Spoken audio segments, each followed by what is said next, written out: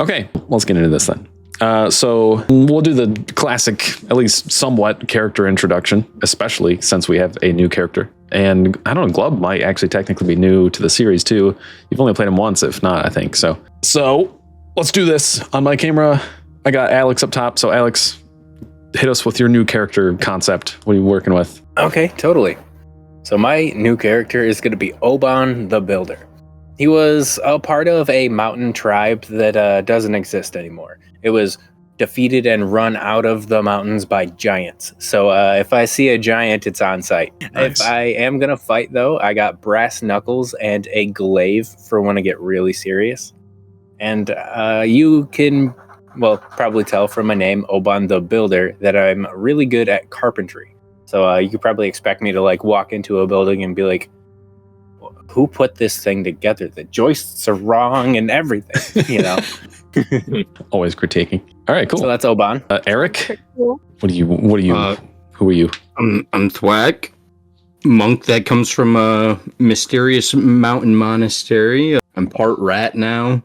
I guess I left that out last time I did an introduction. I am legally part rat now.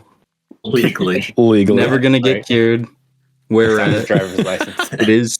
They demand that for some reason. Don't see why that needs to be known, but right next to icon. Right next to the icon. Yep. That's funny. All right, cool. Sorry, I had to turn Eric down a little bit. Okay, there we go. That should be better. I fiddled with my mic. That's good. It could be louder.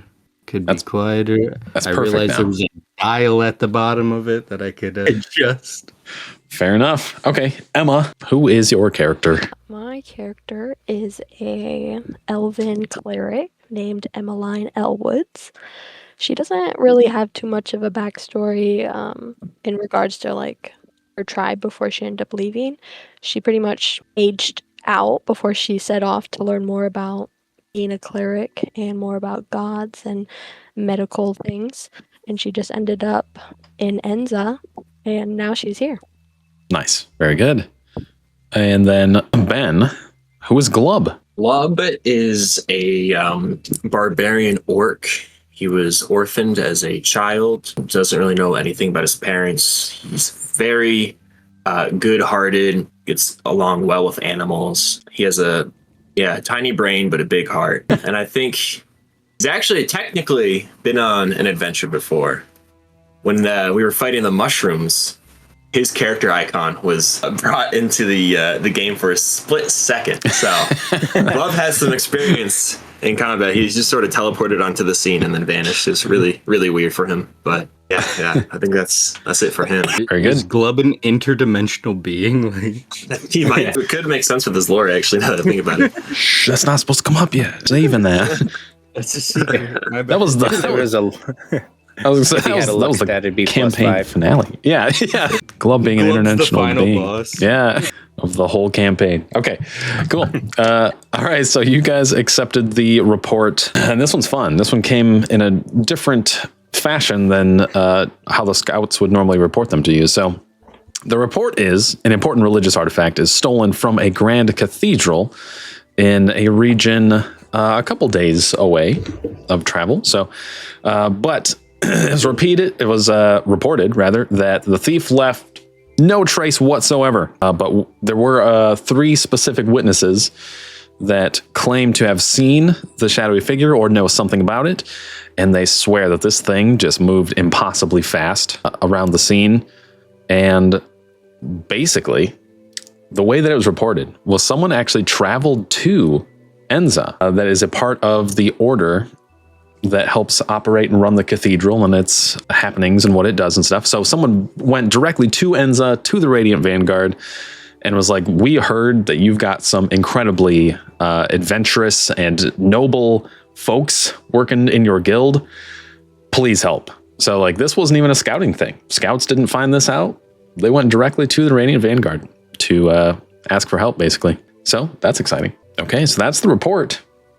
How do you guys feel? What are we doing here? Do we want to do anything before we head off on it? So he's curious as to if we got any recent job applications at the Radiant Vanguard. Any crazy old men? Oh, right. So, oh man, so there was a gentleman that you've heard some rumors. All right, when you asked about it, they were like, no new job applications or anything. But you did hear a couple rumors from some of the guards, like right outside the main building of the Vanguard, that did say there was this crazy guy spouting on about his brother working for the Vanguard, and something about like they stole a bird from him, and he said the only way to get that bird paid for is if they gave him a job there. It was a whole thing. It was crazy, but that's all you've heard about it. Do we have any paper applications? I'll carry it on me. I meet him again. I'll have to fill out the proper paperwork. For sure. Of course. You could definitely pick that up there. I just realized the map has two labels or a label that's wrong. It's like E4, whatever, it doesn't matter. But yes, there are paper applications. You can 100% take one with you and hand them out if you'd like. I'll take some paper applications. That's all I wanted to do. All right. Anyone else need anything done or have any questions about the report as it was given or anything? I do want to do a little bit of research on what the cathedral is. Like, is it a specific deity, divine order, or like do they just practice like the concept of peace or the concept of like law, order, any of the domains? Okay, fun stuff. So all you know for sure is that there was no, when the acolyte came to, ask for the help of the Radiant Vanguard, there was no specific deity that they seemed to represent in any way.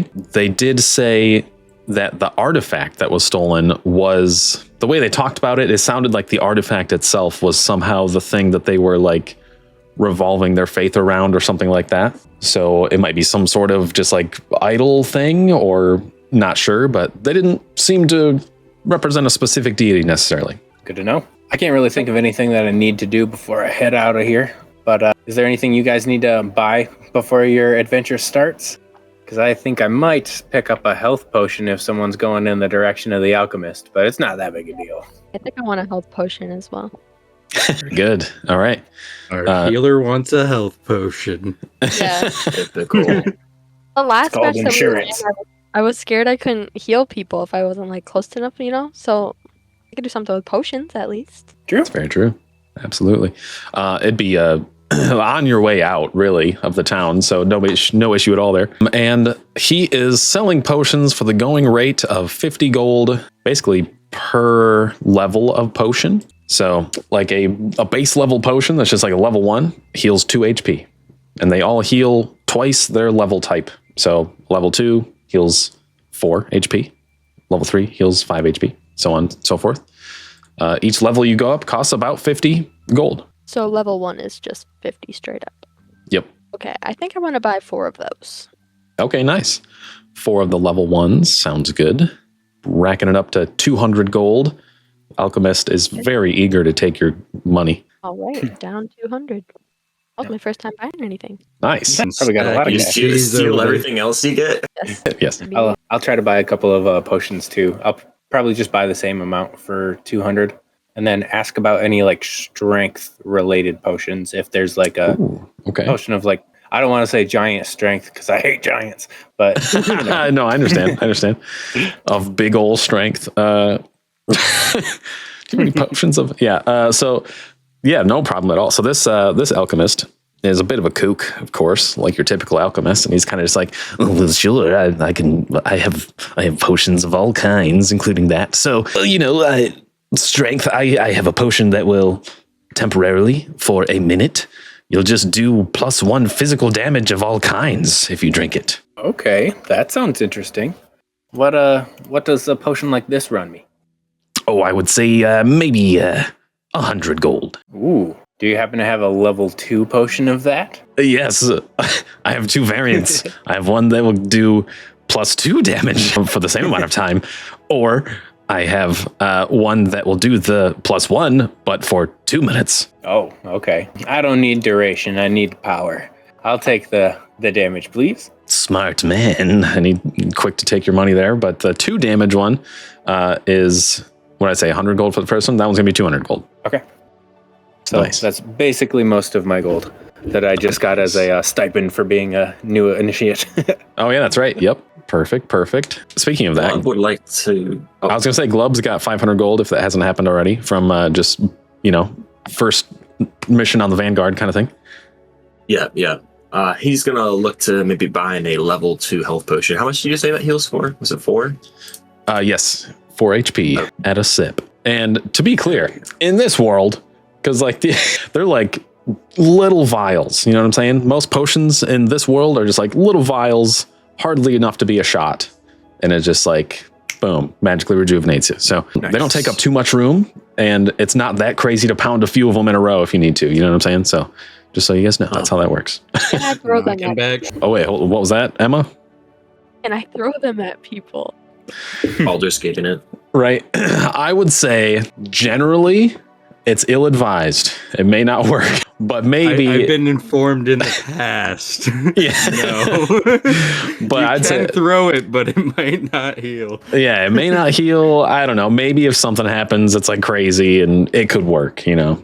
But generally The not question for the not alchemist. good idea. Yes. Old man. Do you have any healing potions that would splash out in a radius a bit? I do, but they're double priced. I'm not buying that. Bryce's hair still through the roof. We have you to what, make I've a got- living. I've got 100 gold left. If you're saying it's 100 gold, I'll buy your gas potion of health. Perfect. Careful with it because it only takes up I don't know a single space. What's the mechanics of this? A 5-foot circumference. Yeah, yes. We'll even go with a radius so that it's like 4 spaces. You know what I'm saying? 4 spaces. Dang, okay. Okay. So yeah, and you know he's weird about it. He's like, you can only find those here. You know, they don't exist anywhere else. And what do you call this potion, my good man? I don't know. You tell me. What does he call it? Gas potion of health? Splashing Perfect. potion? Yeah. I like the gas better. I'm picturing it like turns into a vapor you inhale instead. Yeah. Definitely. When you say splat, what? See, I would say splash potion because like Minecraft, Oh, right. That makes sense. they just straight up have splash potions. That's true. Oh, goodness. Okay. Does everyone have what they'd like from this wild alchemist man? Believe Some so. solid. All right. Anything else happening? Are you guys off on your way? I got the Yeah. job application, so like We're good. if we ever stumble upon that guy again, you know, we're not trying to cheat him. Apparently we've stolen a bird. Yeah. All right. Okay. So on your way out, you're like almost at the door, the entrance to Enza. And this strange old guy just comes running up to you guys and you recognize him right away. And right away, he's just like, hey, I want you to know that I tried to apply at the Vanguard, but they didn't take it. They didn't even let me in. Did you fill out a job application though? Absolutely not. Well, go I on, think Flag. you Yeah, need to right. fill out a job application. Can you read and write? Well, I can write, but I can't read, so That's pretty good. you That's can't do okay. either though. No, absolutely not. Well, I could draw. Can I like do a drawing? You think they'll take that? We can see. Is there a What are you? backup? Is there what? What'd you say? Is there a backup paper? This one is illegible. Did you grab a couple thwack just in case? I assumed I grabbed a couple there. Yeah, fair enough. Okay.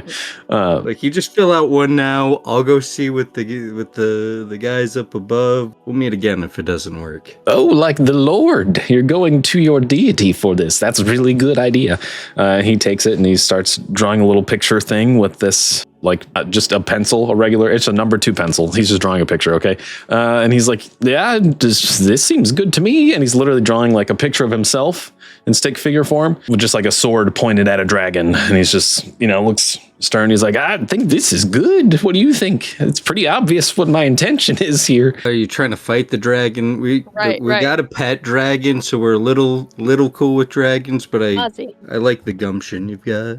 Yes, that's the scariest thing I could think of. I wanted to let them know I'm brave. You sound brave to me.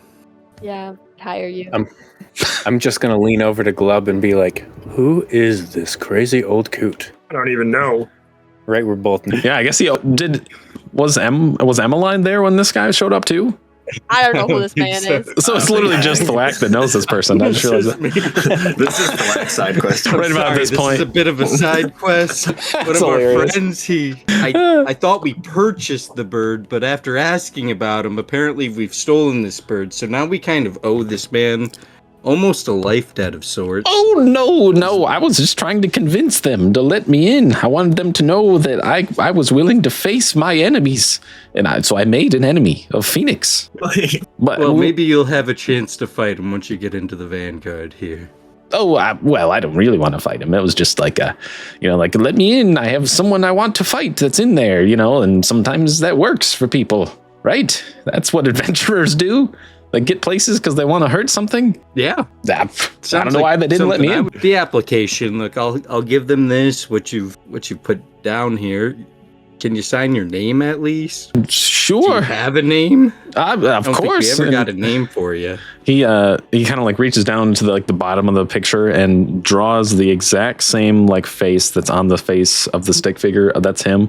Just like some like scraggly hair. It's just like a face, and he's like, "There it is, signed." Oh no! I couldn't tell you if this was wrong. Anyways, I'll take it up to the brass here. I hope Not now. We'll do it later. I hope it works. We'll come back to you.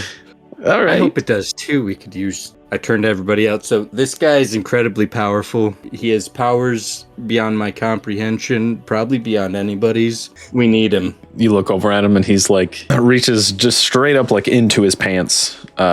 And pulls out like a sugar glider. He's just kind of like pets it a little bit, and he's just like, "Oh my god, where did that come from?" Even he's like, "Oh, don't worry about it. That's Brad," and puts it back in his pants. Hi, Brad. Well, if Thwack trusts him, I trust him. I trust him with my life. Your group are quite strange. You just stay in Enza here. If this doesn't work, I'll find you again. Maybe I'll introduce you to some people. That sounds good. Yeah. That's excellent. Let me know if you hear anything. Oh, I'll let you know. All right. Good luck on your quest. You might need it. I might need it. Okay. As we're walking away, I'm going to be like, I do not understand. I did not sense any power from this man. Well, I know nothing of magic, and everything he's ever done has impressed me. Fair enough. I know nothing of magic either. But you can sense it? Or were you just not seeing anything there? Like, he pulled that creature out from nowhere. I do not know these tricks, but I did not feel like he was a threat. Or at least, I'm a bigger one. You're probably just a bigger one. Yeah, Oban's like pretty huge. Very large. I'm actually a large creature, but I only take up one space. In fact, this crazy old guy is the first person that you guys notice wasn't obviously intimidated by Oban as you've just like been traveling around with him so far. Look, if I ever need to fight 100 guys, I would call Oban here. Oh my gosh. I was holding back from a scene. I had to. That's fair. I'm glad it didn't take too long to get there, to be honest. Might not be the last. Who knows? Many quests ahead of us. It's true. Okay. Well, I'm ready to venture forth. Let's go. All right. So, but you guys will be traveling a little while, I guess. Actually, yeah, that's the thing. Did you want to just like foot it and camp a day and then make it there the next day, kind of thing, or do you want to take Ozzy for the ride over there? Oh my gosh, always take Ozzy. I haven't met the dragon yet. Oh yeah. Makes sense to me. Okay, very good. Simply enough, you make it your way over to Ozzy. And of course, as always, they're kind of like using a brush, like this really tall brush, and just kind of like scrubbing some scales on Ozzy when you get over there at his like big stable thing. There's basically like a little settlement kind of outside of Enza that is just like a couple buildings here and there. And then just like a giant stable pretty much for Ozzy. So yeah, it's pretty sick. He's well taken care of. Yep, absolutely. And they are taking care of him, and it's good. So that's the thing. But yeah, when you head over there, you do see them kind of just like brushing on his scales. And you kind of hear in the distance, a little higher, please. And basically he sees you walking up and he's just like, oh, hey. But of course, in crazy dragon voice, he's just like, basically, what's up? You guys need a ride? That's what's going on here. If you don't mind. Easy peasy. You see he's got this huge saddle on his back that's just like this big, almost like just this giant flat platform with a big cushion. It's like a dog bed, but massive. You know what I'm saying? Mm-hmm. And yeah, he's just like, hop on. I can carry more than 4 if you need. Can we take that old man with us? Go back and retrieve. First adventure. This is a test. I think he said we can take more than 4 because I am large. Oh, makes sense. But it's pretty easy. He even like extends the wing down to kind of help you on. Once you're on the saddle, surprisingly comfortable. But really, he's like, don't be too comfortable because this is going to be maybe 30 minutes. And then he just like rapidly just launches off of the ground, and you are just like plummeting, kind of holding on, going from comfort to terror in a brief moment. And he's just literally flying you across the land. And it is insane how fast he can travel. Very helpful. So it would have taken you 2 days of travel realistically. You arrive at, he kind of like just flies around for a little bit, trying to find where this specific cathedral and town is and stuff. But he does finally manage to find that and circles around it a bit and lands a little bit outside because he doesn't want to just send terror through this entire area. You know what I'm saying? Like, he is a giant dragon. So he lands you a little bit outside and he's like, whether you guys know about him or not, your characters would. He's like, make sure you just use the scroll when you're ready for me to come get you. Sounds good. Okay, thanks, bird. He giggles and starts taking off, and he's just like, purple one, you are cute. And then he just kind of just starts flying away, gone as quickly as he arrived. And you see the outskirts of this decently large town, actually, almost as large as Enza, not walled as nicely. It's got like some turrets around the town that you can tell are definitely watchtowers for any possible negative event. But the place is not huge in comparison to Enza, at least. But you make your way there. You have learned that the town itself is called Aethelburg. And you see there are a few guards kind of standing at the area that's the obvious entrance to the town. And they'd see you as soon as you see them, pretty much. And right away, they kind of look at you guys and call from a little ways off. And it's just like, who are you? Do you come from the Vanguard? Is that why you're here? Yes, indeed. Excellent. Was the dragon with you then? Yes, that's Ozzy. Excellent. Whew. You see the 2 guards that are there kind of just like relieved and like, wow, that's good. All right. Well, you're welcome to follow us in if you'd like. We'll lead you directly to the issue. Do you have any kind of ID or anything to prove that you're from the Vanguard? And they kind of just like bicker back and forth and like, maybe we just bring them in anyway. I don't know. Do you have any kind of ID? Do we? Do we have badges or? No one's ever asked me before. I'm just like unmoving, just staring directly at this dude. They kind of like, they finally, look at Oban and then look at each other and they're just like, actually, you can just follow us. We'll bring you this way. And they begin walking you through this town of Aethelburg. And it's a beautiful little town. You see plenty of shops and interesting people. There's a lot of diversity among like different ancestries and things in this town as well. It seems mostly human, but there's like, you see several beastborn, dwarves, elves, even like fiendborns here and there. Yeah, it's a bustling town. It's very nice. Almost right away, you can see this very large cathedral in the distance. And it is quite interesting. When you get there, it looks a little something like this. Yeah. Very, very nice. Absolutely massive. It is by far the biggest building in the town. And they kind of lead you there. There at the front of the cathedral area, there is one, it looks to be like a priestess lady, kind of like tending to a little like flowery, like pretty area. There's like a grove thing out front in the cathedral, and she seems to be just like tending some plants. And as the guards approach, they kind of like clear their throats, like, Priestess Isadora. And, she stops, looks around and looks at you guys. And she looks a little bit scared, like almost right away. She just looks kind of like scared and doesn't say anything for a second. And the guards look at each other and look at you guys. And it's just like, she can help you, probably. And then they just kind of leave you and walk away. Oh, thanks for all the help. They really trust us here. Right? Yeah. And something terrible just happened? Shouldn't they be more on guard? Yeah. And in my best diplomatic voice, I'll step forward and say, we here from the Radiant Vanguard are here to help. If you have a foe, I shall beat them. If you have religious issues, and I'll point to Emmeline, she shall fix them.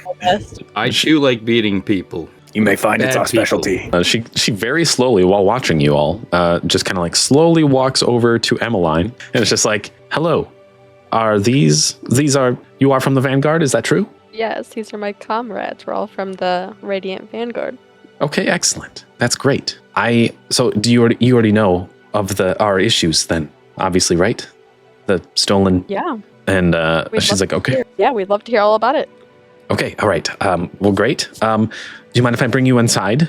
Just so we're not talking out in the open. Not at all. All right. Well, right this way. And she opens the door and gently leads you all in. And the interior of this place is absolutely immaculate and amazing. And you see right away, the place is beautiful. Everywhere is beautiful, so everything catches your eye. But once you're finally done quickly taking in your surroundings, you notice that there's one pedestal, kind of like towards the back of the cathedral, that just has this, it's the only thing in the room that is almost just like charred with black, at least in appearance. And everything else is like light cements and concretes and even like golds and silvers and like beautiful stained glass everywhere. Everything's beautiful. Except for that one pedestal, and just has like a mark of black on the top of it. And she's looks at it almost like ashamed, and then looks back at you guys, and it's just like, all right, well, this is the place. The artifact that was stolen, we referred to it as the Heart of Aurem, and it's the reason this place exists. So. You cut out there for a minute. Oh, really? Was that just me? Sorry. The artifact that we refer to it as, and then as you said that, it just got out. Perfect timing. That's hilarious. And now an ad. No, I'm just kidding. Okay. So it was like, she's like, okay, so this artifact, we refer to it as the Heart of Aurem. And it's the reason this whole place exists, really. We built the cathedral around it. It just appeared in our town one day, and it healed many people. It helped many people. It kept us protected from foes and ancient evils. It appeared here many generations ago, and then the cathedral is built around it. Do you know of anybody who would want to steal it? No, not necessarily. We have several people that could maybe want to bring harm to the town or the Heart of Aurem in general, but no specific person stands out. There's been traders that have been especially unwilling to leave town after some unfortunate instances of stolen goods, or maybe we believe that they were actually trafficking stolen goods themselves, and when we called them out for it, they didn't want to leave. But that was the most recent thing, but I still don't expect that they would have done anything like this. There's no specific enemies that I can think of. It seems like a powerful artifact. If we were enemies, I'd steal it from you myself. She just looks at you. She's like, okay. No charisma here. That sounds like a hypothetical situation, and I don't think he wants to steal it. I guess right now it's gone either way. Right, there's nothing for him to steal now. Yeah, I just understand why they would want it. That's reasonable. I see what you mean. And you hear a noise, just kind of like a little bit further away in the cathedral. It's just like one thud, and she kind of like, you see her kind of like gasp and looks in that direction, and then you see a figure kind of come out of like one of a small door there. And then she sighs and she's like, oh, that's just Captain Valerius. He's a cleric type, I guess you could say, maybe more of a paladin. And you see that he's wearing like a bit of armor, and he has like a sword on his back. And he's just like, he seems to be just like furiously looking around the cathedral. And she's like, sorry, I'm a bit on edge, but he supposedly saw the creature too, that took this. And she just looks like kind of freaked out, like flush for a second. She's like, I've never seen anything move so fast. So you saw it. Was it big or small? Honestly, it was incredibly difficult to tell. It was like, when sometimes you see something out of the corner of your eye and then you look and there was nothing there. It was like a series of that, really. Like I never got a good glimpse of the thing. I just saw what I thought was something, and then the Heart of Aurem was gone. Did this other man get a better view of it? Maybe. I have been a bit too afraid to speak to anyone else about it. I'm kind of freaked out about it myself still. And you see that she's just like sweating.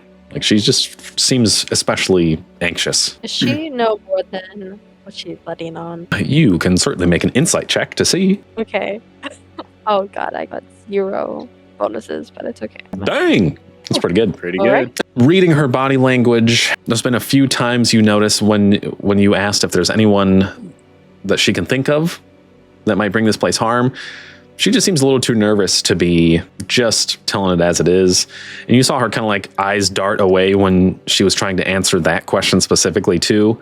A few things are seeming a little weird here. All right, Miss, is there something you're scared to tell us? And she's just like immediately just like, Okay. all right, fine. There was this man. No one else thinks it's anything, so I wasn't even going to mention it. But there was this man that used to worship the heart of Aurem, but there was one day that he tried to reach and touch it, and we're not supposed to touch it. And so he was very roughly dealt with, and we banished him.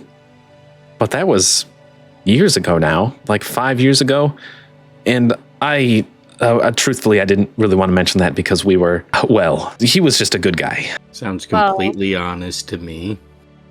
Yeah, definitely. But it sounds like this guy might have motive, and that's kind of what we're looking for. Who has motive to take this thing? Right. I'm going to hand her a rag and I'm going to be like, it's the flop sweat we can see. That's why we knew. She just like looks at you and is just like, oh, all right, and takes it and wipes her like whole face, almost like vigorously, just wiping everywhere. She's like, I'm sorry I didn't tell you sooner. It's just, I already brought it up to Captain Valerius and Sister Amelia, and neither of them seemed like they cared about that or seemed to believe he could even be responsible in any way. Why do they know more about him? I thought he's been banished. Why would they think it's impossible? Well, they just don't expect. You see, Silas was pretty, I don't know, he was a feeble lad. He was a relatively gentle man and older even at that. So it just didn't seem like he'd be capable of anything like this, I suppose. Well, I'm gentle, but I've killed 500 people in my life. Oh, okay. And the elderly can surprise you. And then I'm going to point at Thwack. My body is physically old, but my bones, they are stronger than steel. I thought for sure you were going to say they're also old. And she's just like, wouldn't, she's like, what do you mean? Wouldn't they also be old? I don't understand. Well, yeah, I guess that's, you may be right. I don't know. I didn't think there'd be much to it either, but that's the only, Silas was the one that came to my mind right away, I guess. The reason. Almost like eerily, okay? Kind of weird. Suddenly you hear a voice that's like closer to you than you expected it would be, without hearing any kind of anything beforehand. And it's another lady's voice, and she's just like, Isadora, don't you think you're just leading them down the wrong path? Obviously Silas wasn't capable of this. And you turn around and there is like an older, like very like proper looking, like headdress wearing, fancy cleric type looking lady. And Isadora is just like, Sister Amelia, I tried to tell them already that it shouldn't have been Silas. So, and Amelia is just like, that's right. If you'd like, I can answer any more of your questions as well. We would like that. And while she's ready to answer the questions, I kind of want to part off and go talk to the dude that's like fighting shadows. But you guys can go first. Okay, sounds good. So you head over to the person referred to as Captain Valerius. Yes. But yeah, also, I don't mean to interrupt, but Morgan's not here today, so I will have to switch my dogs periodically, and right now the timer is going off. So I'll be back in like 2 minutes, okay? Okay, yeah, you're good. No worries. All right, I think I want to just ask this lady about Silas, like what she knew about him. Okay, so Sister Amelia, again, very proper, is super tall. Like she's like almost 7 feet tall. She's like 6'8". Oh. Yeah, and she's got like these two just like dots of makeup that are just like red dots under her eyes. And she just looks interesting. She's an interesting looking acolyte person. And she's just like, yeah, what questions did you have? We would really like to restore the heart of Aurem, if that's at all possible, and quickly at that. Well, I think first I want to know why you're so against the idea of this being Silas's doing. Silas was, let's say, a bit senile, and just became obsessed with the arcane and mysterious mana that came out of the heart of Aurem. It's a simple thing. Many people have wanted to touch it, and he just actively pursued that one day, and when we called him out for it, he wouldn't listen. And so he was banished. And I don't think he's just not the type that could pull off what we saw. What we saw was insane, really not even human movement, as far as I can tell.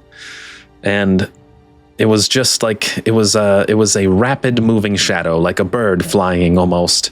But you couldn't see the bird, only the shadow. Do you think touching the idol might have done anything to him? And she kind of like scoffs, and she's just like, no, of course not.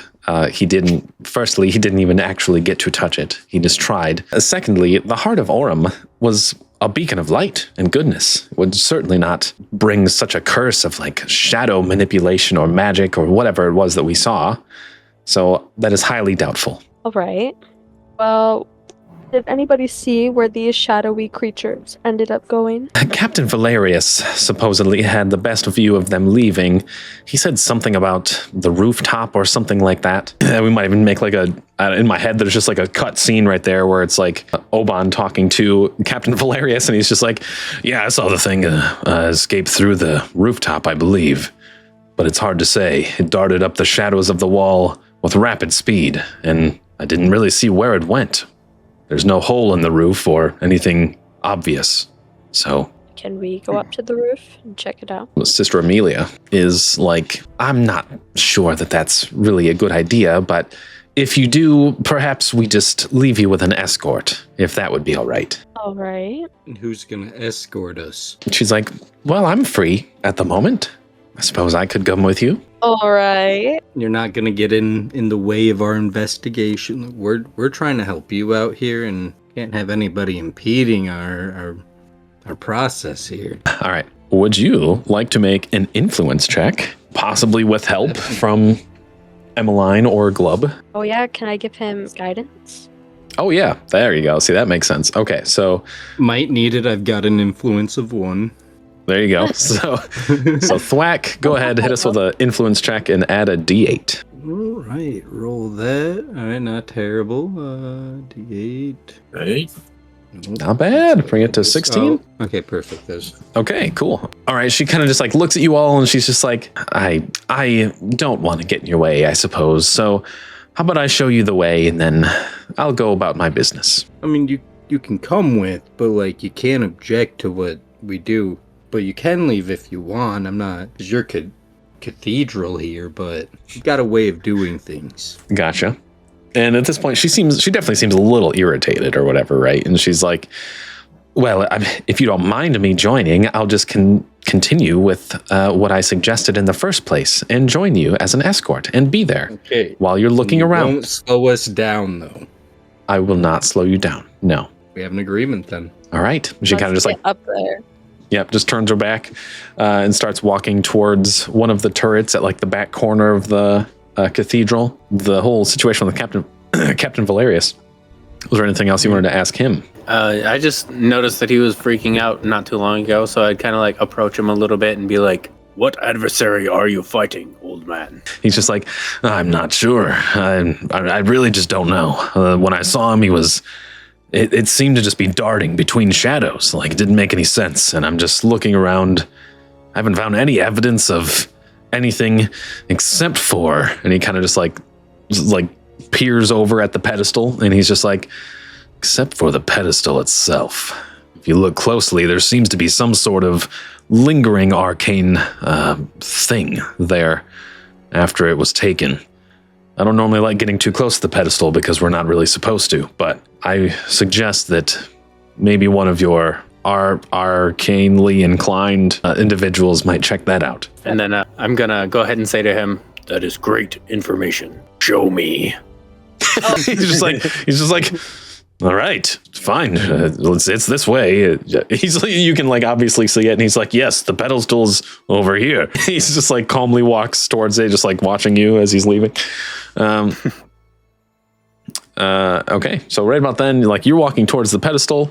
Amelia is guiding the rest of the group, like up towards the turret thing, and you guys like you have to like awkwardly like slow down a little bit for them to go first or whatever. And Amelia kind of like stops and looks over at Valerius as you guys are getting towards the pedestal, and she just kind of like stops and is watching, and it's awkward. Like the rest of your party has to like just like stop behind her basically, and she's just like just watching the pedestal as you guys are approaching it. And Captain Valerius is like, well, it's right here. You'll notice that.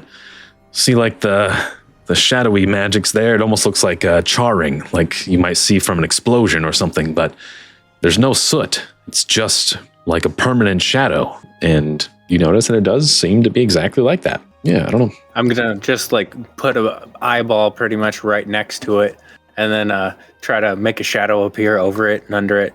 Do whatever I can, and be like, "You're right. That's a burn." He's like, "No. You see, I was saying I don't think it is a burn.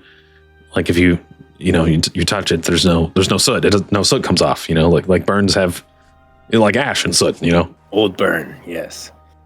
All right. And Captain Valerius looks over at Amelia, who's obviously just like, at this point, just like dead eye contact, and then looks over at Emmeline, excuse me, and is like, hey, you or anyone else of you that knows magic, maybe the old man, I don't know. Come check this out, would you? And Amelia is just like, this again? You really think there's anything to that? It's obviously just a burn. I'm willing to check it out. Okay. You head over there and you notice right away that it's like definitely there are traces of like umbral energies, umbral mana in this pedestal top that previously held the heart of Aurem. And it's like pretty obvious to you. You see it and you're like, oh yeah, no, that's definitely like some shadow mana stuff, and that's that's just like first glance kind of thing. Oh, you can't even hear me. Oh, sorry. We can now. Yeah. Okay, hold on. Okay. Is there like a check that I can do? Sure. What do you think Emmeline would be doing with this? Maybe an Arcana check? Okay. Get just kind of like a deeper understanding of what the arcane nature is. Absolutely. Go ahead and do that. All right. Nice. Oh, wow, that's terrible. You rolled a 10 first. Yeah. So would I just add my 5 to the 10 or? Yeah. Yep. So if your Arcana check is a +5, you just go with the first roll and then add 5 to give you a 15. So not bad, actually. All right. So your natural understanding is one thing, but you notice that this umbral magic, unseen to the untrained eye, but it's something that you almost feel because it's like, it's the negation of your own magic that you're comfortable with. So it's like an uncomfortability that you can sense that there's not only something there on the pedestal, but there's almost like a trail of like wafting umbral energy that you could possibly follow even if you really tried. You might be able to find out exactly where the trail leads. Yeah, where does it lead? The roof? It seems to lead literally like what you can tell at first glance. It seems and feels like it just leads directly up from the pedestal. Yeah, just like straight up. How do we even? Yeah, I'm guessing to the roof then, because how else? Makes sense. And yeah, right away, she's just like, all right, are we done? Are we done with this then? Yeah. Take you, okay. Ready. Back to it then. And she turns around, leads you all up basically just like a winding staircase at this turret thing.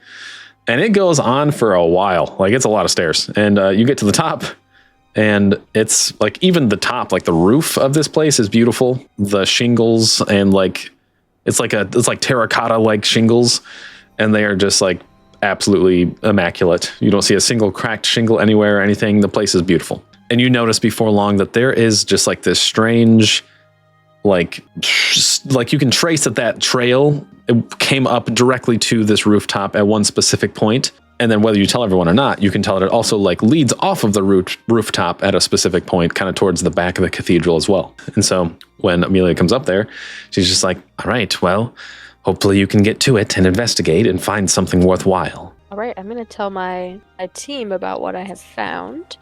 When I was we were at the altar before, right? Yeah, pretty much. Yep. Yeah, at the altar, I saw some like magic leading up to the roof, and it seems like there's a trail that goes off the roof towards the back of the cathedral. But at one point, it was definitely up here. So it flew up here, like they said? What does it mean? Very interesting.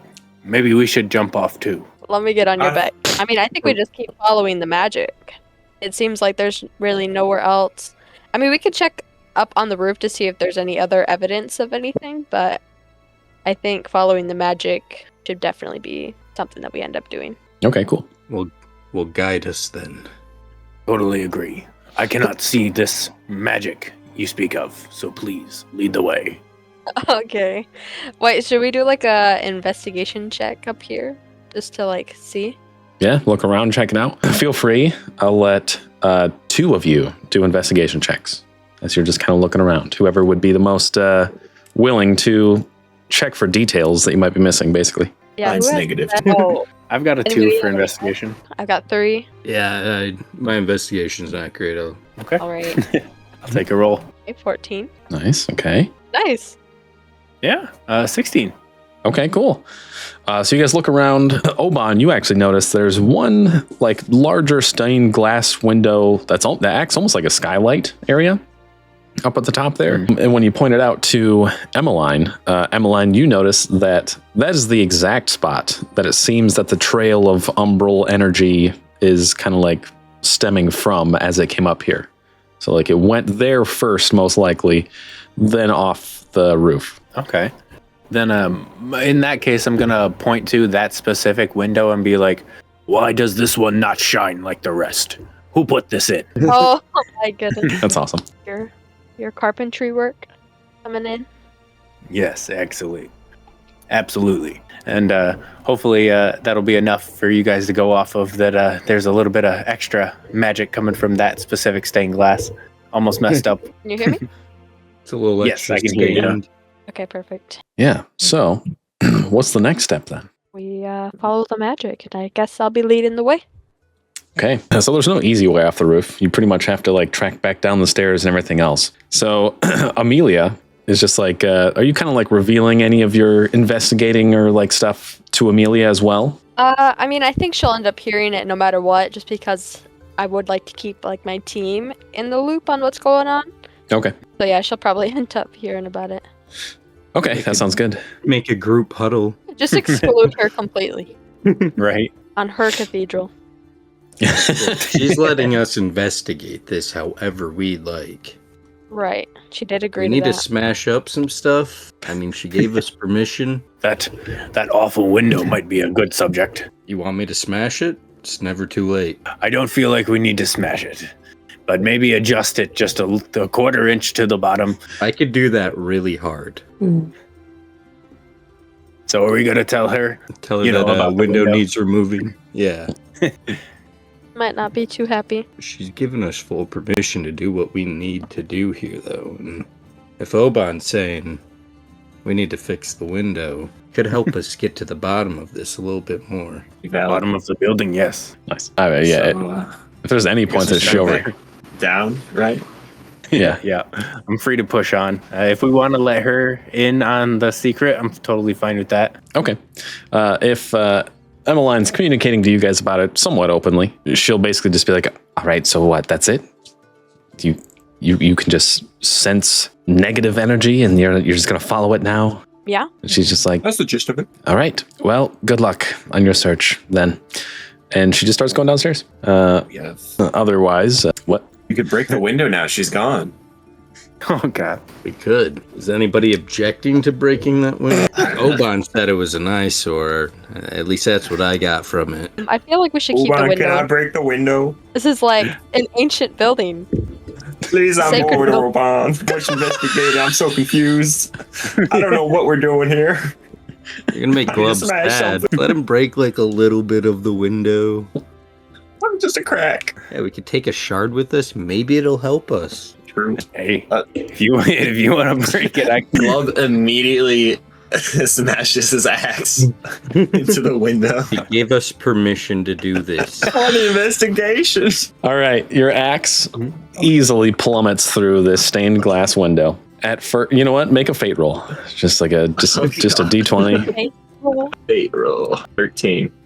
Okay, so your axe smashes through like a corner of the window, like you were possibly going to just break a portion of it, and you break about like a third of the entire glass window, and it's pretty big, and it's loud, and all of that glass just like plummets directly down into the cathedral itself.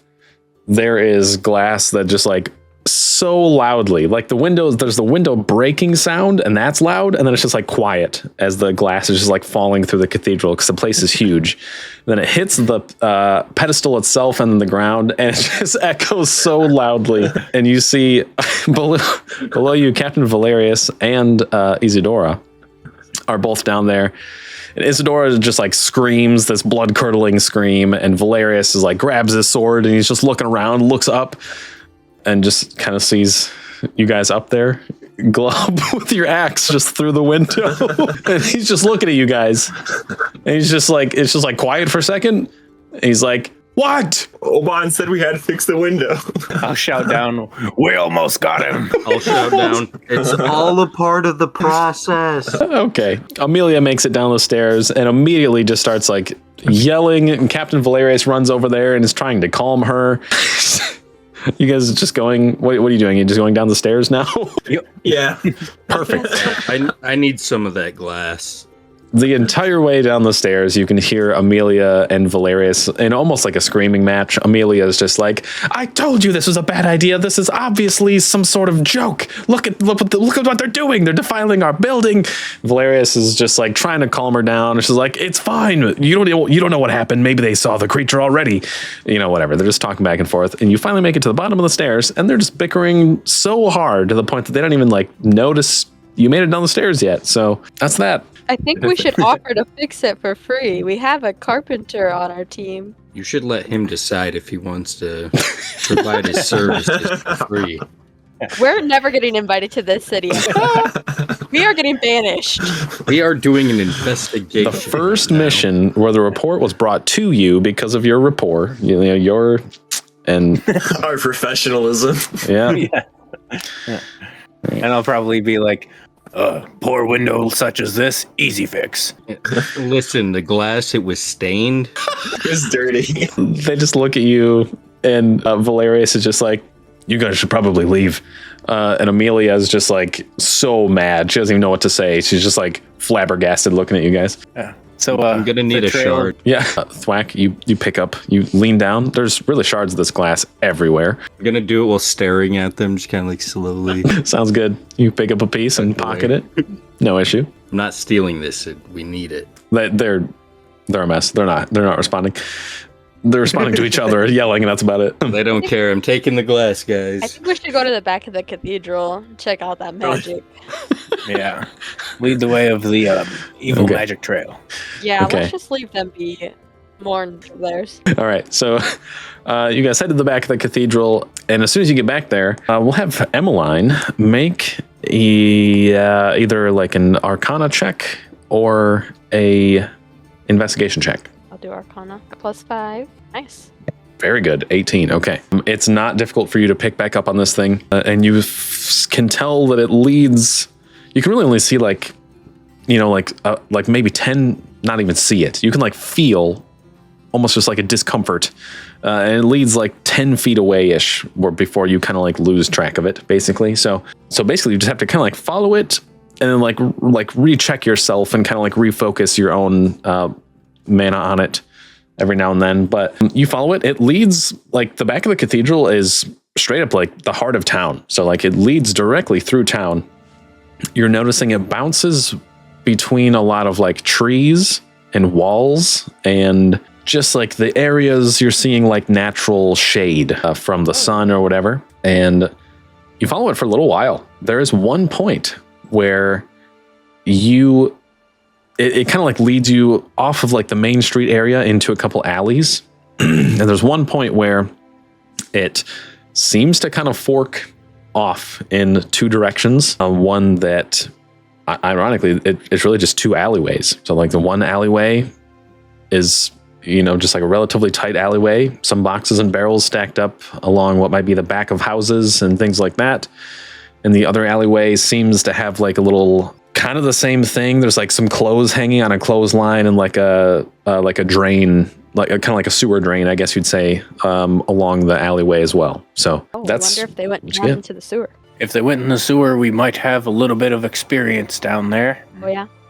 Yeah, I hear we have a rat person on our team. Quack. Time to go back to your roots. More of like a clean water, freshwater rat. Not a sewer rat. I wouldn't consider myself that. Maybe some, but Would you adapt for the adventure? I could try. I like keeping my paws clean, though. Your little boots. You have these little boots on you? Yeah, always. I've got 4. I'll take them. Okay. I hope you convenient. aren't lying to me about these. No, little booties. here they are. Here they are. It just straight up pulls out 4 little boots that are just don't know why, but you've got them. All right, I'll turn into. I have a half rat form, or whatever, right? Or like a rat, an actual rat form. All right, I'm gonna turn into my medium-sized rat and try on the boots. Okay. You would They not should believe fit. it. Yeah, you'd not believe it. They fit like a glove. Like it's insane that Emmeline was so prepared for this. I hope you like Squeak them. happily. For the record, you can speak in rat form also. But man, no one has to know that, you know? I'm just saying. Squeak happily. You've got these boots on. Your little rat tootsies are just comfortable as ever. But yeah, you definitely see there's the one path that seems to lead down this alleyway, and you'd follow it a bit further to the point that it does seem to kind of lead to that little sewer drain grate area there. And it's a little tight, that grate area, but interesting. I would say that for smaller people, I would say that like Thwack and Emmeline could probably fit in it, but it's gonna be a struggle for Glub and Oban. Can I break it? Are you gonna put a hole in the street? Yes. There's already a hole. I'll just make it bigger. Adapt. Heck yeah. Is that what you're gonna do? Yeah, absolutely. Sweet. Just for fun, just make a athletics check or an attack check, either way. Oh, it's gonna be athletics. All right. Plus 100. It's actually plus plus 7. 1,000. Okay, so that Plus did not what? do very well, but it is a 9. No problem. So you are able to do it. It just takes you a little longer than you wanted it to. So there's like a couple points where it's like you're making some racket, like loud grunts, just like smashing your fists and weapons into this stone around the grate, to the point that like the rest of you are kind of just like standing back, almost like itching your head for a second, like, wow, he's really going for that thing. Like he's really hitting that thing. And you notice that there's like a couple passerbys kind of like going towards like the end of the alleyway, and they're totally seeing you do this. What do you guys do? You see that there's just like it looks like maybe like a teenage girl and her little sister or something like that, and they're just like walking by, and they kind of just like look over, and they're just like looking at you guys, and they look terrified. Immediately, don't be alarmed. You're catching. You cut off. Yeah, I think you cut out, Emma. What were you saying? Don't be alarmed. What? We're going to catch the bad guys. You're gonna be safe. Okay. Yeah, they just like look at you, Like they know. and like the We little look girl, like bad guys right now. for sure. The little What's girl. so bad about a The little girl is like holding her older sister's hand and just like looking at you guys. And after you say that, she just like, her mouth just opens and just lets out this insanely loud little girl scream. And she just screams. And right about this time, Oban, you do manage to actually punch like a decent enough hole that you and Glub can fit through there now. And that little girl's just like screaming. So And I'll kind of like, I won't really notice that they're talking, and I'm just gonna go like, I've done it. then the older sister starts screaming too. Are the guards coming? Not yet. They're coming it down. All right, you guys head into the sewer grate hole. Now it's just like the grate itself is just like sitting up on the street, and there's just like this huge hole that's 3 times what the grate was originally. Oh, And you're able to step into the sewers. Immediately, you step down, and it's just like wet and icky. Like right away, the water seeps directly over the boots that Thwack's wearing, and it's just like wet paws up in those boots. They didn't do anything, but yeah, there's just water flowing. Doesn't smell good. Doesn't smell good at all. There's just like green algae growing on the stone walls there. And you see branching in front of you several paths through this sewer, basically. And the umbral mana signature is trackable through this area as well. hey, where's it leading? So you follow it for a bit, and really the first branch that you get to, this trail that you're following, is just everywhere. You can't tell, there's no specific direction. There's several branching paths around you, and this trail is throughout all of them kind of equally. So what do you do with that? I don't know. Is there any way that I can tell which is the correct path? So far, you've kind of just been following the trail, and that instinct is no longer helpful, basically. So make an awareness check. Right, plus 5. Oh, wait. 19's good. Okay. You swear that there's like, for a second, you hear more than just water flowing down one of the paths. Say the path to your left. You hear what almost sounds like whispering, but it's like just the consonants of the conversation. You know what I mean? Like you hear like maybe like S's and T's kind of thing. And you're like, is that someone talking or is that just like the water bouncing in a weird way? But that's the only path that you hear anything down currently, or really get any kind of like sense awareness of something standing out. I'm wondering if Emma said something, but it cut out. I was thinking that too. Hello? Yep, Hello. I can hear you now. Right. What was the last thing that you said? Basically, the only path that seems interesting at all is the one that you hear the thing down that might be conversation. Oh, okay. Well, let's go down. All right, fair enough. So your one mage is leading the way. Yeah, can I have like backup next to me? Could go in front. Just checking. All right, cool. All right, Glub takes the lead there, just kind of going based on Emmeline's direction. And the more you walk down this path, the more that you do think you're hearing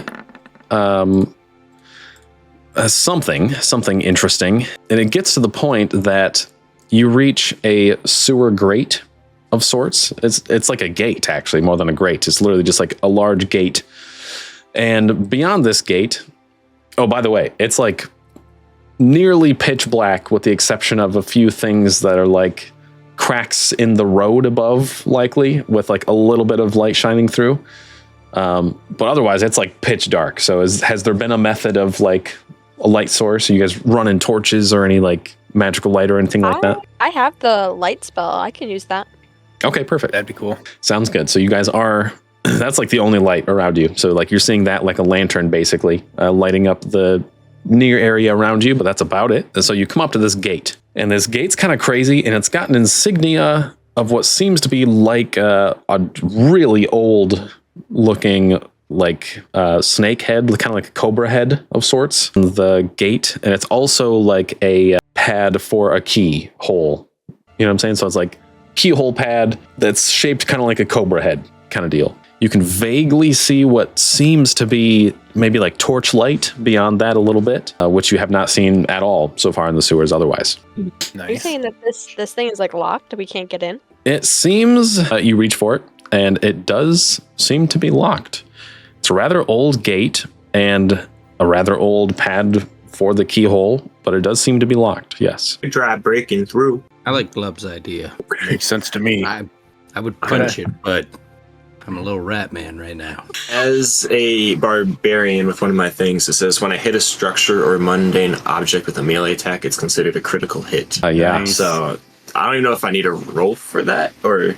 Nah, we'll say no. So basically the way that's going to work is you hit this thing and you slam the gate open to the point that it like bounces off of the walls and just like makes this insanely loud clattering like metal against stone that reverberates through the sewers. And it's the only thing you've heard in a while that's louder than the water flowing, which isn't loud. Louder than the glass falling. Yeah, basically. It's pretty much right on par with that, actually. So that's good. And you notice these things open. Again, you can see a little bit of torchlight in the distance, but it's just kind of like quiet for a while otherwise. And you notice that what you were hearing that might have been conversation is definitely just like dead silent now. Is anybody here? Echoes down the hallway. No response. I don't think anybody's here. We should just go back. They wouldn't keep us out if there wasn't something here. And then, wise. Just a little bit louder, I'm going to say, anybody here? But like as intimidating as I can. What if they were trying to keep something in? Oh, that's scary. It's decently far off, so you don't hear it well, but you hear what sounds to be like almost like a sword being picked up or some sort of weaponry being like picked up from stone or something like that. You hear like some scraping. That's the first thing you think of. It's just like that was totally a weapon.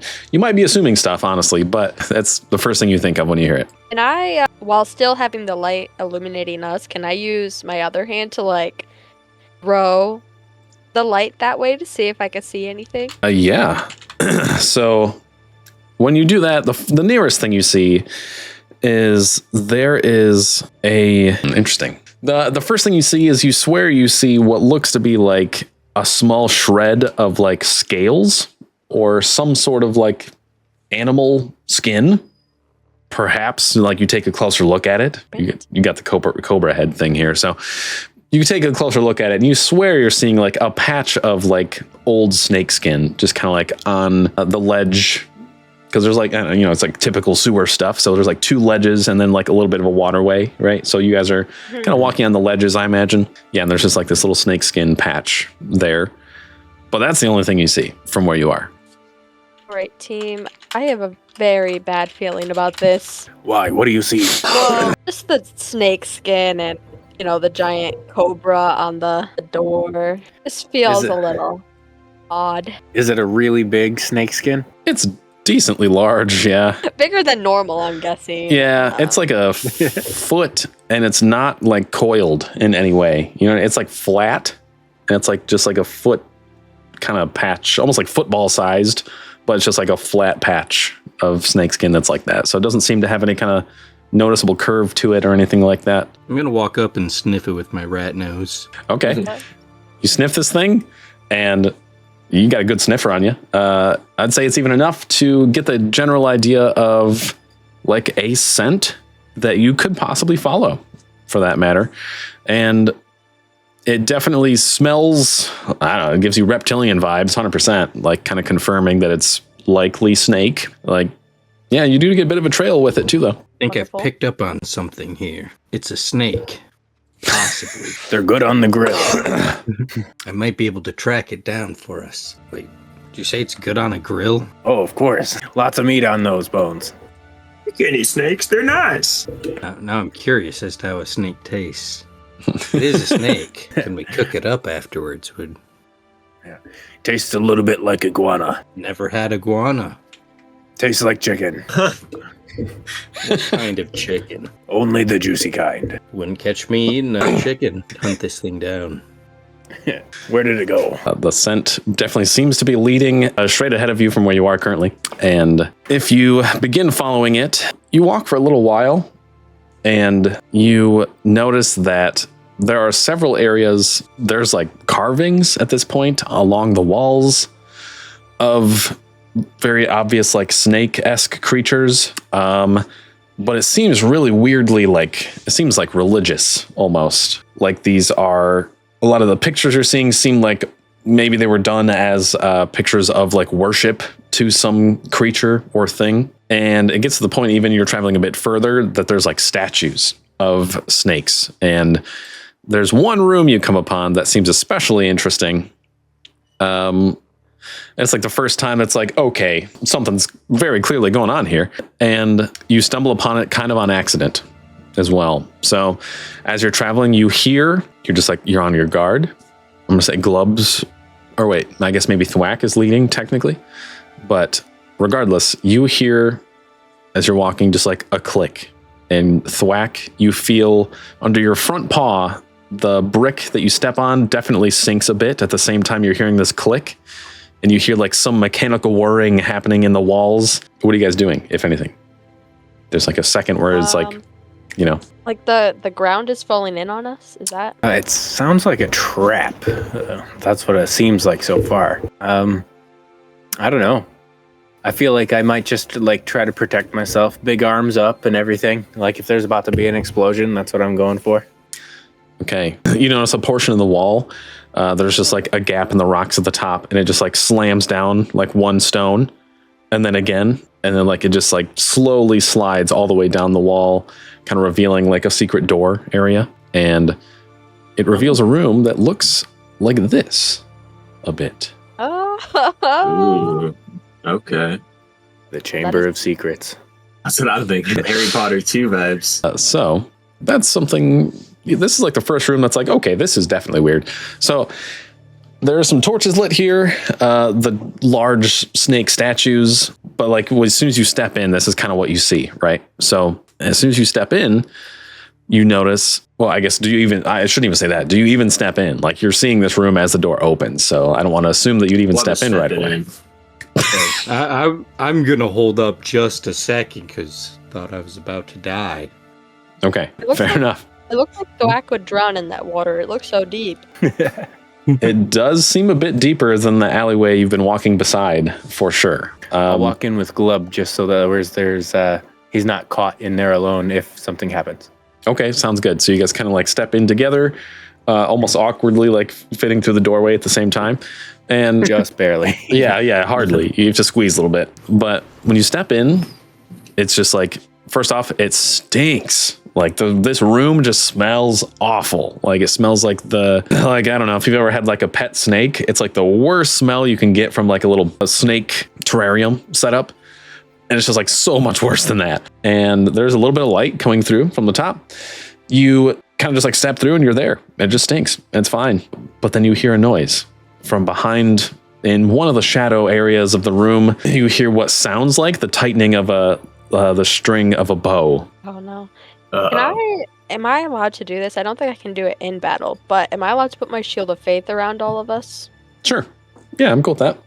Is that how's that normally work? Spell it says check. A shimmering field. Well, yeah. Make a DC 10 spell check, and then it says that it surrounds a creature of your choice within range.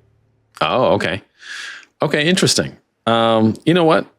Let's make what's about to happen here a bit of a skill challenge, actually. So feel free to be a bit more narrative or cinematic with what you described might be happening. And we'll start that off with this. So we'll say that you kind of like don't make it quite yet because it'll be fun and interesting to see what happens. But keep in mind, you'll be making a spellcasting check. Okay? Okay. Okay, cool. What are the rest of you guys doing as you hear this bowstring tighten? You see Emmeline preparing some sort of divine spell. What are you guys doing? First in the door. I got to ask you first. If I hear danger or think somebody's about to attack me, it's just going to be an intimidating roar, just wherever that initial thing is. Okay, like, awesome. For Oban, my reaction is like, when you scare me, I'm going to punch. So like turn straight to wherever it is. That's awesome. Okay. So whatever this thing is, probably obviously trying to be stealthy. You hear the bowstring tighten a bit, and you just let out this insane roar. So it'll be an intimidation check when you roll. What is Glub doing? Glub kind of readies himself to maybe duck if he has to, or seek cover. Okay, that sounds good. Sort of waiting to hear the draw snap and maybe dive. Okay, cool. I would say probably some sort of acrobatics or athletics check, something like that. I'll let you pick between the two. And then what is Thwack doing? I get a little inspired from that monstrous roar from yes on there, so I let out an intimidating squeak. Okay, great. So doubling down with I'll probably turn back into a human after that. Okay. Doubling down with an intimidation check there. Okay, everyone roll your checks and we'll see how this goes. We'll resolve it from best to worst. Oh, sick. Good okay. job. Okay. With the +5 on my, I don't know if it matters at that point, but I got 19. Okay. So we're at 19. Yep. Oh, nice. Okay. My intimidation's +7. Okay. Dang. For real. Dang. Okay. That's amazing. I also got a 19. That is hilarious. You guys already just destroyed the skill challenge. And then I'm trying to remember, was that the previous roll? Emma, did you roll already for a spell casting check? Yeah, it's the 15. Okay. Dang. Okay, all Also of you a good passed. Yeah, every single one of you passed the DC for this skill challenge. So, and then with a natural 20 over there too. So you got like 6 successes, which is like impossible. Okay, so basically how this is going to go, we'll start with the natural 20 because that's sick. So you hear the bowstring get ready, right? And Glub, you are immediately like diving behind the first amount of cover. And it's enough that you actually, this thing doesn't see you, but you lock eyes with this snake humanoid creature that is like, yeah, it's crazy. It's literally a snake, but it has like human arms basically. And it's wearing like clothes still, or like a tunic basically. And it's got this crazy looking like gnarly short bow, and it's 100% like got it aimed directly at Oban. And so like you see this thing and give the warning to Oban. Oban looks directly towards like behind the pillar where this thing's getting ready to shoot him. You can't even see it, but you're just like you just roar this insanely intimidating roar. The thing shoots, but the roar throws it off terribly, so that it like shoots and like slams into one of the snake statues there next to it, breaks a piece of the snake statue. You see another of one of these creatures kind of like hiding on the opposite corner. Immediately just starts like freaking out and like kind of like panicking and starts going to like attack you guys. But Emmeline, you cast Shield of Faith, and the second you do, like this thing gets like right up in your face, at least Oban probably's face, and like tries to attack you and just like bites into like radiant energy in front of you. And does nothing, and it's just looking at you kind of like scared and embarrassed. And yeah, Thwack, you are you come up the rear there, and these things are just like completely panicked by you guys at this point. So they basically, the one in the back that had the bow just throws his bow on the ground, and the other one just kind of like slithers back and is just kind of like on the ground, almost like laying down, like just like scared of you guys. So both of these creatures just seem terribly intimidated by you, as you are like there in the front of the room, and they're just there. They're just quiet. They're just like looking at you now. I'm going to try and speak with them. First, she's just going to speak common. Okay. Hi, friends. Do you speak friends? what I speak? They do not respond. They are like, they do like the little tongue flicking thing a little bit. That's it. All right. Then Glub's he's gonna say, I hate doing this. He's gonna do Devil's Bargain, which allows him to cast Wild Speech for animals at the cost of 1 HP, and he gets disadvantage on his next attack roll. But it should allow him to speak with the snake things, I imagine. Very cool. Okay, yeah. What is Glub? Glub showing a bit of his strange backstory there. So you do this. What does it look like? Okay, yeah. What does it look like when you do that? Because like you lose HP and stuff, you know? Like, does that have some kind of specific appearance as it happens? He starts to grimace, and like some kind of, it almost looks like smoke or a weird energy thing kind of goes around his torso, and he's clearly in a ton of pain. But then it subsides, and he's able to have that ability now. Okay, so right away, it's like you can hear almost like whispers in your mind, or at least the feelings of these creatures, if nothing else. But it's like immediate. You don't even have to say anything. And basically, you can feel that they are like super fearful. First off, they are just like, you are the alpha creature at this point, and they recognize that, you guys in general. And so they're just like there. The only reason they're not already leaving is because they're worried that you'll kill them on the way out, kind of thing. But it seems like they're feeling fearful and kind of just like shameful and protective all at the same time. And you can kind of like get that from them using Wild Speech. Okay. Glub's going to relay this insight to the rest of the party members. And then he's going to try to, if possible, convince them, or try and see if he can gather any insight as to whether or not they might know where the relic may be. Okay. So like you bring up this relic, and they vaguely understand what you're saying. They can tell that you're talking about an item of importance. And so like right away they kind of quiver, and like this is the first time that like, although they're scared, they're kind of like backed up in a corner, but they still kind of like hiss a little bit at you. You know what I mean?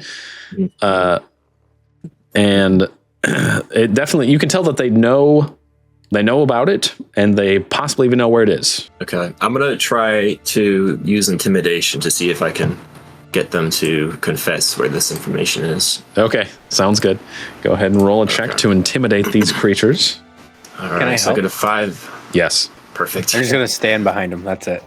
Perfect. You just need your towering appearance here. Yep. So it's going to be 6 plus 5 is 11. Okay. Plus the D8. Let's see. D8 will add 7. Okay. 18. Nice. 18. Okay. So they kind of like stop hissing and like sink into themselves even more. And then they kind of like start to slither away, but like super slowly. And then they stop. And they like look at you, almost saying like follow me. I'm gonna say like one of them, you know, you're kind of getting that. He's like, all right, well, follow me. And then the other one seems to be especially hostile towards that one now. Like he might attack him even. Break it up now. Let's show us the way. And if it becomes a problem, I'll be between the two of them. Okay. Okay. That sounds good. So, okay. Yeah. So it sounds good. So you talked a little bit more. Oban, you literally step between the two of them before the one can even like reach the other. And he kind of like stops and like looks up at you guys, and you see that one is going to actually try to, you notice, especially Glub, you would notice that one is going to try to slink away, just straight up like slink away, like out of the room entirely. Are you guys going to stop him or anything? Are you going to do anything about it? The more hostile one's trying to sneak away? Yeah. Oh no. Glub is going to attempt to grab this thing so it can't get away. Okay. They're decently large, so it's like technically a normal sized creature. You might need help from Rambe here. That's awesome. I got it. Okay. If we want this guy to stick around with us, I can probably make sure he does. But do we care if these like? I mean, they're kind of like beast people, but like they kind of seem not intelligent enough. Yeah. To be like real people. Should we just like imprison them or let them, go about their business being beasts? I don't know. What do you guys think? I'm down for tying them up. I mean, if we're able. Only one of them needs to be tied up if you want to go that route. And we really only need one of them. Whoa. Couldn't we just keep them both and have them keep leading us to where? We could set an example, though. I think the one guy should not be let free. I feel like he might go and find like some backup or something. I don't know. I think we should all just stay together for now. Keep moving. Okay. Well, group leader says it, so I'm going to go ahead and try to hold its hand. If you still want to grapple it, Glub, I got your back. You can still tie him up if you'd like. Well, I'll let you hang on to it. If it does try to still escape, then I will hop on and grapple it so it doesn't get away. I mean, it's okay. It's 100% trying to escape. Regardless, so okay. That is good. It is trying to escape for sure. So to try to just make it stop, get a hold of it, grapple it, whatever. Go ahead and make an athletics check with help. Okay, athletics. I don't think it's. Oh no, math. That's a 5. Okay, cool. So. Oh god. Oh no. I have your curse, Eric. I don't think help plus even. 5. If And that help die, but it's still a nat 1. Yeah, not even the help die will help you with a nat 1. So this thing, you notice it tries to escape. You kind of like start moving towards it, and you're like, no. And this thing moves a little faster, and you dive to try to reach this thing, but it's freaking quick. Oban, you dive, and you're a little faster, and it's great. And maybe Glub would have made it, but you guys kind of like run into each other a little bit. Glub takes the brunt of that for sure, but it's enough to throw you off too. And this snake manages to actually like crawl through the next door there in front of you guys, and that's the last you see of it. This thing is gone in an instant. Oh no! We should have killed it. And you do notice the other snake creature that's there with you. Glub, you're immediately sensing like some relatively intense panic from that creature as well. No, it's okay, friend. He just had to go do something. I planned for that. Let's continue on. I planned for that. It still wants to lead you for the most part, so it seems to be doing that still. Okay, perfect. And I'm just gonna assume while that conversation is going on, all I really hear is between the two of them. Pretty much, yeah. I'm gonna whisper to it, whether it can understand me or not. If you try anything like that, we'll put you down. Honestly, I would say it does kind of slowly look back at you. It does possibly seem to understand, actually. So it seems fully that understand, buddy. No games.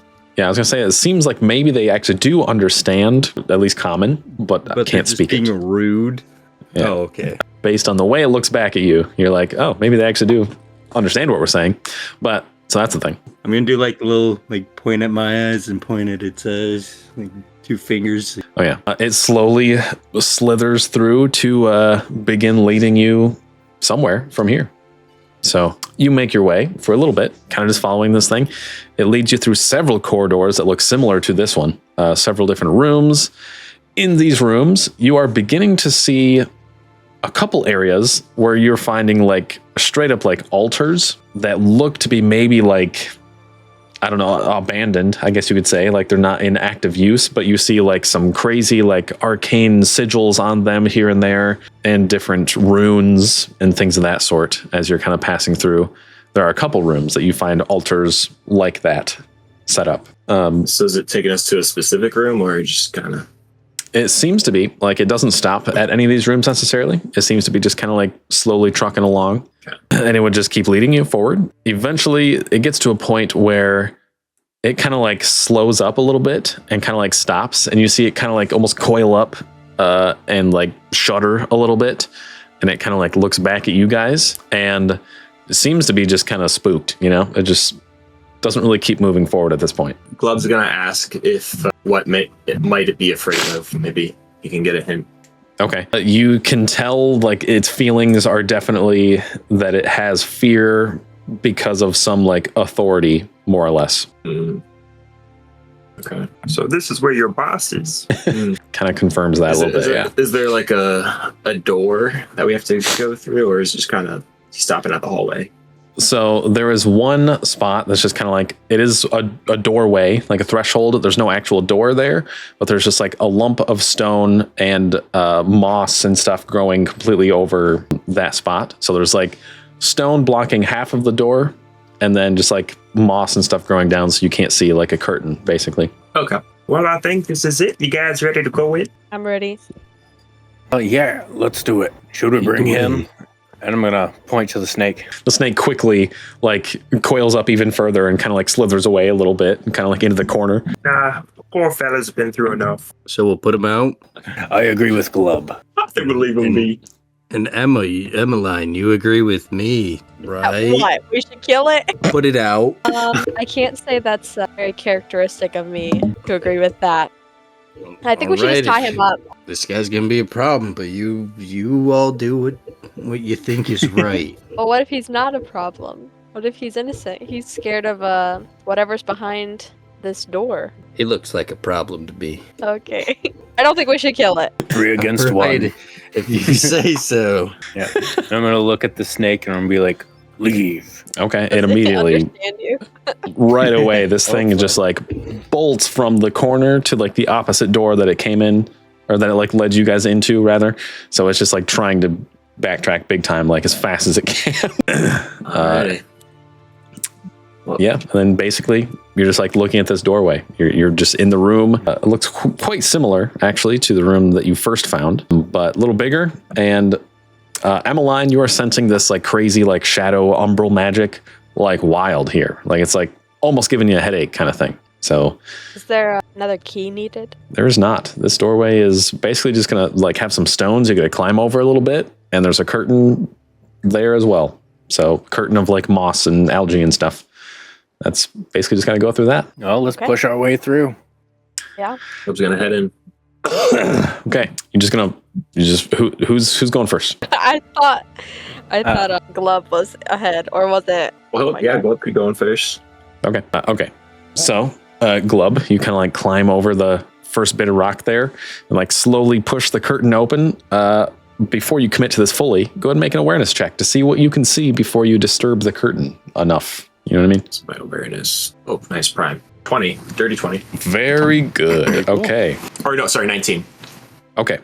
Sounds good. Still very good. So you're looking through this little door. You're looking through this little curtain before you really even like touch it. You're kind of just like peering through some of the gaps, and you see what seems to be there is a large brass like pedestal statue thing of a snake, and that's like right in the middle of the room. And you hear a little bit of just like super weird like hissing and chanting and stuff going on that sounds like half like common and half like a snake. And you see just like a bunch of crazy like umbral tendrils from the other side of the statue that's there in the middle of the room. You can't even really tell what's happening. You just see like the statue, and then from behind that you see just like some crazy like umbral tendrils just kind of like flipping out around behind it. So that's what you see through the curtain. And you also see at the top of the statue, like on top of the snake statue, you see the same snake that tried to shoot you with the arrow, just like perched there with the bow drawn, just like very adamantly staring at the door. The one that got away? I can't believe him. Wait. First snake, the meaner snake or cowardly snake? The meaner One snake, that the one that ran. escaped. Okay. Well, I'm gonna inform the others about this predicament. So this one's like bows drawn ready. Yeah, right at the curtain. perched dead center of the room with a vantage point, just staring the door down. Okay. On second thought, I don't think anything's in there. I think we should just go back. I'm gonna say, what did you see? Club's gonna confess and tell him all the scary things he saw in there, including the the bow drawn right at the curtain. So whoever's going to enter first is going to take maybe a little nasty hit there. Okay. And we go in with my shield of faith. I'll go in first if we do. You know what? Sure. Yeah. All right. Did you spend mana? Did you spend mana for it? Before? Yeah. Yeah, just one. Okay.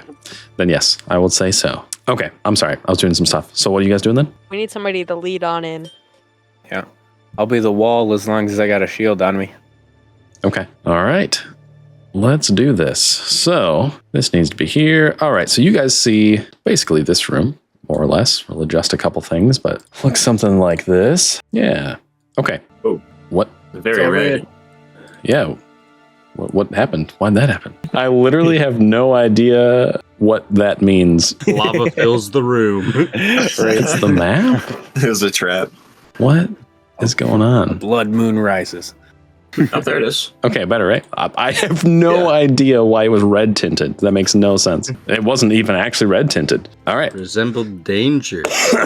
Yeah, I guess. Okay. So we'll say right now it's just concrete, obviously, but we'll say that like this is the door you guys were coming through kind of thing. So technically, whoever's, in the back, I think Oban was leading the way. So we'll say, I don't know, maybe something like that, right? Ish? Yeah. All right, cool. Makes sense to me. All right. So Oban, you step in the room. And like the second, I don't know how you go about it, but you expect an arrow, right? So how do you go about this curtain situation? Do you just like bust through and like, dive through and there you are? Or, what's the deal? Well, see, for the first time, I'm going to draw my weapon. It's a glaive on my back, which is essentially just like a really long pole with a sword at the end of it. Mm-hmm. I'm going to cut the curtain of moss and like run through. All right. Sounds good. So you see this thing is just like trained on the door there. You slam through the curtain of moss there and you cut it instantly. And like the second you're diving through, this arrow is launched directly towards you. And this will be pretty fun. Let's see, we'll make some sort of contested check here. Would it be maybe athletics or acrobatics of you kind of like getting through the door? Yeah, definitely. I'll do athletics. Okay. And I also have the trait called combat readiness. At the start of your first turn in combat, you gain one of the following benefits. Brace. You gain the benefit of the dodge action and advantage on the next save you make until the end of combat. So it's a beginning of combat thing, if I could use that 100%. as like my break into combat. Yeah, that's awesome. Yeah, that makes sense for sure. Okay. So feel free then with advantage there. Be contested against a mere 10 even. Nice. Already beat it. Yes, definitely. Yeah. So we got a 18. Oh my gosh. Okay. With advantage. Oh, 25 or something crazy? Yep. That's amazing. Okay. So you bust through this, you like cut through the curtain, dive through, and this arrow, you expect it coming flying at you, and really just like with the backswing of your glaive, like all at the same motion, like cut the curtain, swing through, and like the stick of your glaive just like crushes the arrow out of the air, and the arrow just like explodes and scatters across the ground. And you see this like snake thing literally just like kind of like gasp and freak out. It's just like super terrified. Okay, that's gonna be it. So we're gonna hit initiative now for sure. I'll give you one more space in the door there too. Makes sense. Okay, so yeah, everyone roll initiative checks. That is agility plus combat mastery. Combat mastery should be 1. No. Ooh. Okay, very nice. So I'm a 15. I'm a 12. Excellent. Okay. Let's see here. We have 15, 12, natural 20 with a 21. And who else am I missing? Eric with a 7. Okay. Encounter DC. Good 7. Encounter DC was 15. So if you met it or better, you will start with a D6 inspiration die that you can use on any check. So by default, I already lost track of who's what. Emma's the natural 20. I've got it. Emma's the only one. That was a 15, right? Made it 2. Yeah. Oh, cool. Very good. Okay, cool. You guys can decide your turn order from here, but you are going first because you had 3 successes, which is more than half of you. 3 because the natural 20 counts for 2. So that's awesome. So your team is going first, and Emmeline, I would let you decide if you want to go first or if you guys want to switch up the order from there, since you freaking crushed it, of course. But yeah, so we'll start with that. What do you think, Emma? Uh-oh. Silence. We've lost her. Gotta switch to combat music anyway. Hello? Okay. Hey, there we go. There we go. We hear you now. Okay, I was asking if these were the only two like bad guys, the one in the center and that big guy in the back. From what you can tell right now, yes. And you are hardly catching glimpses of the guy in the back, but you can tell that he's doing some sort of crazy, like, ritualistic magic thing back there. You can't even really tell what quite yet. Also, the ring in the center, that's like the actual like hard-lined gold ring there, right? That is like the pedestal of the statue. That ring is going to be like full cover from any direction that's like, you can't see the ring. Or if they can't see through the ring, you can't see through the ring. So I'm trying to say. Wait, I can't hit that guy in the center at all? The guy in the center you can, because he's like up on top of the statue, so he's technically out in the open, so that's good. But like the pedestal of the statue is full cover, so like you can hardly see the guy in the back if you can at all. Okay. I forget why I have this. I got it when I leveled up, but I was able to like pick another spell. Yeah, okay. And I ended up picking magic missile. Yeah, So okay, I'm cool. try and do that on the guy in the center, and it says that I have to get a DC 10, and if I succeed like 5 over, then I'll get another missile. Perfect. Real quick, just so I'm going to make sure I'm careful with it with the monsters too, but what is the range of magic missile, if you don't mind me asking? 10 spaces. So I should Okay. probably get a little closer then. I say from where you are now, you're a little bit out of range. 4 Okay. spaces out of range. Okay, I think I'm gonna use 1 AP then to move Okay. up here. I'm guessing that's close enough. Yep, that should be able to do it for sure. Yep. All right, then I am going to roll 14. Go for it. Spell check. You can use. So you've Oh, got my advantage for rolling natural 20, and you have a D6 inspiration die for meeting the encounter DC. So you can use both of them right now, or save one, or whatever. Okay, I think I do want to use my D6. Okay. Forget. How do I get there? Simple. Okay, that's 2, so 16. Okay. So then I think I would do 3 missiles. Yes, that makes sense. Okay, cool. So basically, as soon as you kind of just like run through and like slide beside Oban there, and it's sick because he like cut the curtain, smashed the arrow. The thing just looks scared, and you just like slide next to him and just start blasting arcane missiles at him. So that's like friggin' dope. Okay, so this thing outright takes 3 damage. You see that it kind of just like slams into it. How do I do that? There we go. Okay. Perfect. Okay. So the 3 missiles slam into this thing, even enough, I'm going to say it kind of like knocks it off of the statue itself, and it kind of lands on like still within the pedestal, so you guys can all still see it, and takes a damage from falling there as well. He fell off that thing in the center? Yeah. Nice.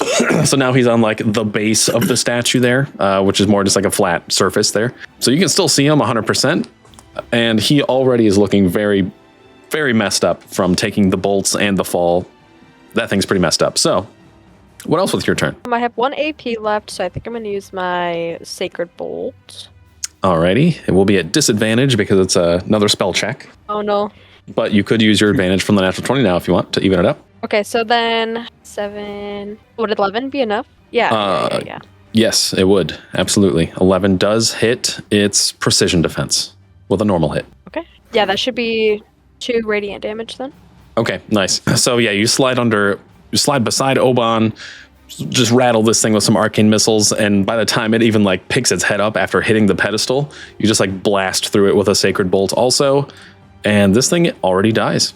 Oh, Cooked. nice. Wow. Okay, well, that was my turn, yeah. All right, perfect. The opposite team will go now, which now is just the big guy. So it's kind of like, basically, not that you would even see this necessarily, but the thing just like looks over its shoulder, sees that creature just died, and you'll notice right away it moves. Okay, I gotta really keep track of this. I need a die. Hang on just a second. I gotta grab something to help me keep track of action points. Oh, right here. Handy dandy action tracker. All right. So this creature goes from where it is, and how far is that's 8, 6. Okay, it is going to. You can't even really see it, but it just like immediately appears in this corner here, just like instantly. It's just like a darting black shadow, and then it's there, like it teleported there practically. And then it is going to bend some stuff. Okay, it is going to make you see it kind of like reach out of the shadows near it and makes smaller, more normal-sized versions of itself, but in shadow. When I say versions, I mean version, actually. And it will put it there. And then it is going to move again to the shadow directly behind the wall. And that is all of its turn. So that's all that thing does. And it would be one of you guys next. I think the actual order would be... Yeah, I can go next.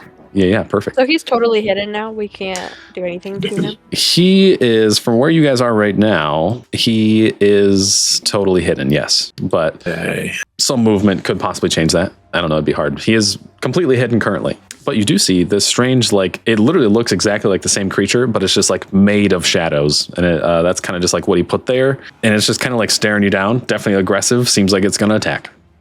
That's what you can tell right away. Okay. Do you want to go first, Globe? Yeah, you had a higher roll. Yeah, so I'm going to use, firstly, Orc Dash, which is once per combat, I can use my minor action to move, as long as that movement is toward an enemy. So, right off the bat, that's 6 spaces. I'm going to kind of diagonal 1, 2, 3, 4, 5, 6 here. That just costs a minor action. And I'm also going to use Orc Rush, which is once per combat. When I willingly move toward an enemy, I can spend 1 action point to gain temporary HP equal to my prime modifier, which gives me a nice little 3 HP bonus there. Nice. 1 action. I'm going to use, let me think, 1, 2, 3, 4, 5, 6. I'm going to go 1, 2, 3, 4, 5, 6 to get here. So I've used 2 actions now. And wait, let me look here. I think I saw something. So with Primal Savagery, when I make a melee attack on my turn, I can move up to 2 spaces immediately before making that attack. So that should actually bring me in range without another action there. Yep. So I'm going to use that, and I'm going to make an attack. It will be on disadvantage because of my Curse Devil's Bargain thing. Oh, that's right.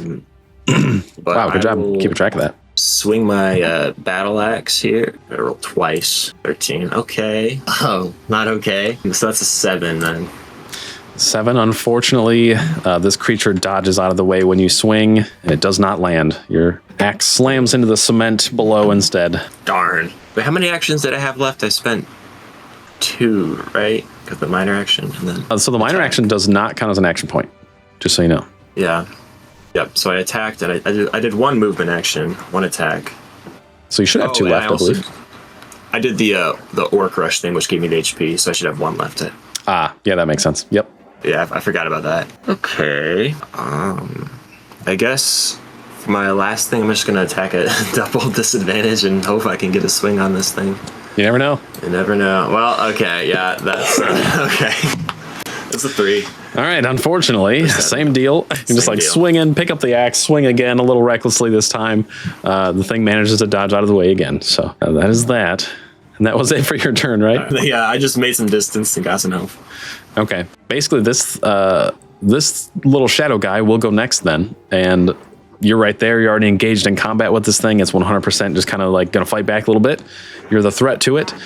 Also seems to be intentionally protective of its summoner. So it is going to attempt to just bite you. But it doesn't know what else to do. So it's going to commit everything it's got. It's waiting for its opening. It's just going to try to bite you hard. So it's going to roll at advantage with a little bit of extra damage. Okay. I'm going to use my imposing presence, which is, make sure I get this right. Once per combat, when a creature makes an attack against me, I can force it to make a charisma save. And if they fail, they must choose a new target to attack. If there's no other targets, then the attack is wasted. Whoa! Okay, that's sweet. Okay, charisma save. Yeah. Yeah. Dang. So I have to roll for this one. Is it contested? Or is it just a save against your DC? I think it's just a save against your save DC. Okay. It rolled a 17. It has low charisma, so I'm going to take 2 off from that, but it's still going to end up at 15, unfortunately. Gotcha. So it does manage to save, but it just keeps kind of doing its thing, right? It's just going to try to attack like it was still, though. Okay, that one I'm going to keep hidden so you don't know bonuses. Okay, first roll is actually quite bad. Second roll was actually really good. Okay, it'd be 23 against your precision defense. Yeah, because... oh, wait, I didn't enter rage, so that's... Oh, that's true. I guess good for me right now. That's true. My precision defense is still terrible. It's You said, wait, what was it? A 20 something? 23. Yeah. Oof. Yeah, that's a brutal. That's a brutal regardless. Okay. The base damage is only 1, so it'd be 2 more for brutal. So a total of 3. Yep. And you notice that like this thing's fangs sink into you, and it doesn't feel like a normal, like you've been scarred in battle before. It doesn't feel like you got like stabbed with daggers or bit. You feel just like a pulse of umbral energy just like slam into your body. Like this thing is like hardly even really there, and it's just like made completely of umbral mana basically. So 3 damage total there, and that's everything it can do. So one of you guys would be next again. If you want to go ahead and go first, Thwack, I'll go last. All right. Let's see. First and foremost, I'm going to switch into bear stance. Just that +1 damage. Yada yada yada. Oh yeah. If I miss an attack, I can gain advantage on my next attack. That feels good. And I think I really just have to run for most of this turn. Cardio up. Right. It's a really big room. I'm not going that way. Oh, back up a square. No, I don't want to go that way. Okay. That's 3 actions. Nice. You got 1 left. I'm up here. I'm just gonna take a swing at this thing with my iron palm. All right. Glub is there, so you do get a flank bonus as well, which is a +2. And that's with the +4 from... Oh, yeah. All right, sweet. Oh, dang. I feel like that lands. Yeah, that definitely hits. So 25. That is a brutal +1. And then, yeah, the +1 damage from brutal. Dang! Okay, that is enough. This thing has 3 HP, so that is actually enough to just decimate it in 1 punch. So that's actually sick. You sprint up next to this thing. It's distracted with Glub. It takes a bite out of Glub, and right about the time it like releases its fangs from Glub, you just sock this thing so hard it just like blasts it against the wall, and it just hits the wall and dies. Sprinting as I can. Yeah, hits the wall and dies, and you see it kind of just like when it hits the wall, it kind of just like explodes into like mist of like just like umbral energy, and it's gone. No one hurts Glub. That's right. Was that it for your turn? Yeah, that was everything. I guess I could move 3 more spaces, but I'm not even Good. I think that's how many it was that I had left over. Okay, I will say, now that you're over here, you notice there is a strange, like, floating gem thing hanging out right over here, doing stuff. That area. The top left, and it just has, like, it's in, like, this kind of, like, crater, and it's just kind of, like, floating in the air, and there's just, like, umbral-looking, like, energy tendrils just kind of, like, occasionally just like slapping it there as it's in the air, and you see that this gem itself seems to almost like be fighting back against those against that umbral energy. Something crazy is going on over there, and that's the first time you're kind of seeing it there now. So that's a thing. And then it would be Oban next, I believe. Yeah, definitely. This is going to be a little bit of an anticlimactic turn. Yeah. But I'm surprised I rolled well on my turn. That would have been terrible. Right. Oh, I think I know what you're about to say, Alex. It was baby rat boots, by the way. They give you Yes, absolutely. That's what it was. The soggy rat boots. Yeah. Hopefully it's good now. All right, nice. So I'm going to take a bestial charge, going forward with a big gorilla roar, using pretty much all of the intimidation factor that I can without spending any amount of action points on it to move here. And now it's your turn. Fair enough. All right. I also have a speed of 4, so even if I wanted to, I couldn't make it. Yeah. Okay. That brings it back to the top, which is Emmeline. Okay. Yeah, I'm gonna have to use a lot just to get close.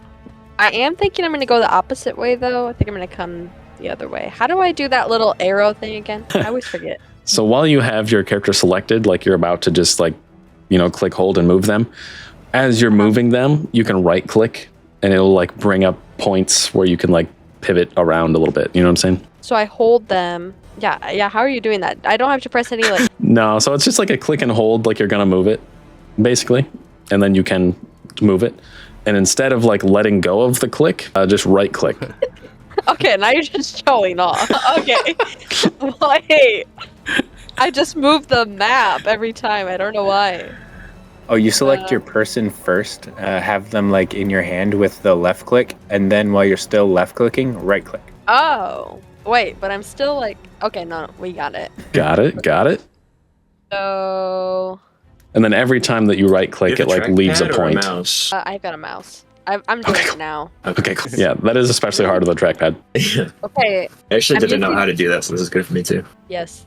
Okay, so I'm using almost all my action points just to get over here. 5 squares, 3 action points. And I've only got 1 left, and I think I'm gonna just... I think I'm gonna try and hit it with my Sacred Bowl. I've got enough AP for that. Heck yeah. Nice. 4, so we got 13. Okay, 13 against precision defense? Should be. Maybe? Yeah. Actually, either way, it does not hit, unfortunately. No. You notice that when you like shoot this bolt towards it, you swear you make contact. Like you swear this thing hits.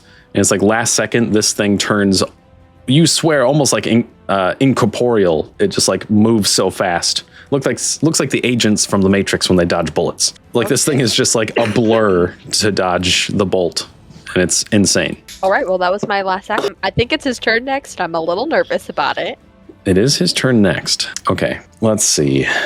It needs to... It's got 1 left. Okay. It summons 2 more of those little shadow creature dudes. Hold on. Stand by. We'll just make them small versions of him with black tint. I should have saved the one instead of deleting it. Okay. Summons 2 more of those. It can summon them 5 spaces away. So it's going to actually put one right next to Oban when it does. And then the other one will be over here somewhere. And then, let's see, how far is things? 6. Actually, maybe it just attacks from there too. How far away are you, Emmeline? You are exactly within its reach. Okay. No! It is going to, so after it summons those things, kind of in the middle of that, you see it just kind of like, its mouth just kind of like unhinges for a second as it opens grossly wide. And then there's just like this umbral magic gathering in its mouth, and it just like blasts this death bolt towards you, Emmeline. Okay. You're the only one that has a clean shot on right now. So I can't do anything right now? I don't know, unless you have any kind of reactions or anything, but it's basically just trying to attack you. Yeah, I don't think I have anything. If you have the shield spell, maybe that's something you could do. You could spell duel. It is definitely a spell. Oh, what's a spell duel? It takes 1 mana point and 2 action points, and you can do it as a reaction right now. Okay, I'll do it. If you want. Okay, cool. Okay, so basically that just burns 1 mana and 2 action points from your next turn, and then you make a spellcasting check, and it will make a spellcasting check. And it's, I didn't say it yet, but it is, with its 2 action points left, it is actually making this at advantage as well. No! Wait, can I do that? You can spend another action point to make it at advantage. Yeah, I think I'll try. All right. So 3 action points. Have 1 action per. Yep. We'll only have enough to run away. Just natural 20. It can't beat that. Yeah. Yeah, no, I can't beat that. So do I do damage? You don't, but you completely negate its entire spell. So basically, narratively, what were you spell dueling it with? Like just kind of like a radiant situation? Yeah, honestly, because I'm guessing he's got more like shadow magic, so I think my light would be perfect against him. It is the perfect dichotomy of mana here, where basically there's just like a clash of 2 bolts in the air and just kind of like an explosion like right next to these guys, and just kind of like poofs as you meet its bolt dead center in the air. No harm done. That is the end of its turn. Nice. So, I already forgot the order. Whoever's next. We got Glub. I go now? Glub it is. Okay. Let's do it. Glub it is. Now he's going to beeline it for the big boss here. Let's see if... So, 1, 2, 3... Okay, so 1 action point to get there. And then I'm once again going to do that feature when I make an attack. I can move 2 spaces toward the target. So it costs me no other action points to get here. I'm going to swing my battle axe and hopefully connect this time. Actually, I'm going to spend 2 action points to do it at advantage. Okay. On your way there, these creatures are definitely martial creatures. The shadow versions of him, at least, do seem to be martial-esque. So he's definitely going to try to attack you with like a reaction of his, just an opportunity attack as you move out of his range. Okay. I will hopefully not get hit. That's the spirit. Here we go. All right, revealing the bonus here. That is a dirty 20 against precision defense as it kind of just like snaps out at you. Yeah, that's another painful one there. That's a brutal. A brutal, dang it. Okay, 1 base damage. That would bring it up to 3 piercing, or I guess umbral damage actually. Okay, I'm going to. You can carry on. I was gonna say I'm gonna eat it all with some grit points I've got here. Nice. There you go. There you go. Cool. Yet again, no harm done. Now carry on. Beat this guy up. Okay, let's see. So I'm going to swing at advantage. And let's see. First is an 11. Second's 15 plus 4 is 19. 19 is a normal hit. All right. And then the axe does 1 S, I think that's slashing damage. Yes. Okay. Excellent. So it takes that 1 damage there. And it's kind of just like a swing. You swing into this thing, actually cleave into the meat of it a little bit, and it seems like very slightly phased. It kind of just like looks at you and opens its mouth and hisses real loud. But you do hit it. Nice. Okay, so I have 1 more action point left. Okay, I'm going to do Intimidating Shout, which is once per combat, I can spend an action point to let out a shout. All creatures within 5 spaces. So that's all the bad guys here, I think. Yeah, absolutely. That can hear me must make a charisma save contested by my attack check. If they fail, they are hindered on the next attack check or spell attack it makes before the start of my next turn. All right. Fun. Okay, so you make an attack check. Alrighty, here we go. So 19. 19, nice. Okay, I'm going to go from top to bottom here. So the big guy first. Charisma, he rolled high, but it's lower than that still. So 16. So he fails. The next one, a 6, he fails. Last one, 9, he fails. All of them fail. Now they're all intimidated until, what was it, the end of your next turn or something like that? They are all hindered on their next attack or spell check. I don't know exactly what that does, but that gives them disadvantage. So every one of them have disadvantage on the next thing they do. Sweet. Yeah, that's awesome. Okay, cool. They are hindered. I'm just going to give them some sort of marker so I don't forget that, because I will. Okay, cool. All right, was that it for your turn? Yeah, those are all my points. Nice. Okay, so one of the shadow guys will go next. The one probably nearest Oban, I guess. Makes sense. He's like the most directly involved right now. Things are happening. So he will go, and he's just going to basically try to make the same like nasty umbral bite towards you, Oban. He's going to empower it a little bit as well with advantage and 1 damage. So here we go. Only a 9 against precision defense. That does not hit. Nice. Oh, that wasn't at advantage. I forgot. I'm sorry. Okay, less. Wait, okay. No, better. He's 12 against precision defense. Still a no. Nice. All right, cool. All right, so that one's all good. That's all of its turn. And I think it was Thwack is next. Next. Nice. All right, cool. All right, I'm gonna stay in bear stance. I feel like probably the strongest stance I've got. Spend 1 AP to move. I'm just gonna go ahead and take a swing at this guy. All right, go for it. You've got the extra +2 from the flank from Oban. I get +2 again? Yeah. Wow. Okay. Yeah, because Oban's flanking him up. Does that hit? 10. Or no, it's actually 8, right? Total? Yeah. 8. Unfortunately not. All right. Do I lose that +2 bonus now? Does that stay? Yeah, I'm sorry. Yes. Yeah, the whole time he's flanked, you've got a +2. Okay, sweet. Well, I'm going to attack it again. And since I missed my last attack, I don't get disadvantage. Yeah, there you go. So that would be attacking with advantage. Yeah. Yeah, disadvantage. For that matter, what are you using to attack? Is it like fists or whatever? Yeah, it's just my fists, iron palm, 1 bludgeoning damage. So that's a big thing. So technically, you're like dual wielding. So you do not have the multiple check penalty for your second attack anyway. Ever. Oh, okay. Yeah. So that's a nice little thing. So this is actually going to be at advantage, not just a flat roll. At advantage. All right, sweet. Roll twice. Heck yeah. There it is. We take that. Now we're talking. The 20 is a brutal hit. What was the base damage for that? 1 and then the 1 off bear stance. Nice. So that makes it 2 there. All right. So that's 4 damage outright to this thing. And immediately you just beat the crap out of this thing. It has it hardly forms itself back together into solid shadow. This thing is like it's one hit, you know? Think about moving away, but I guess since it's still alive, I'm just gonna smack it one more time. There you go.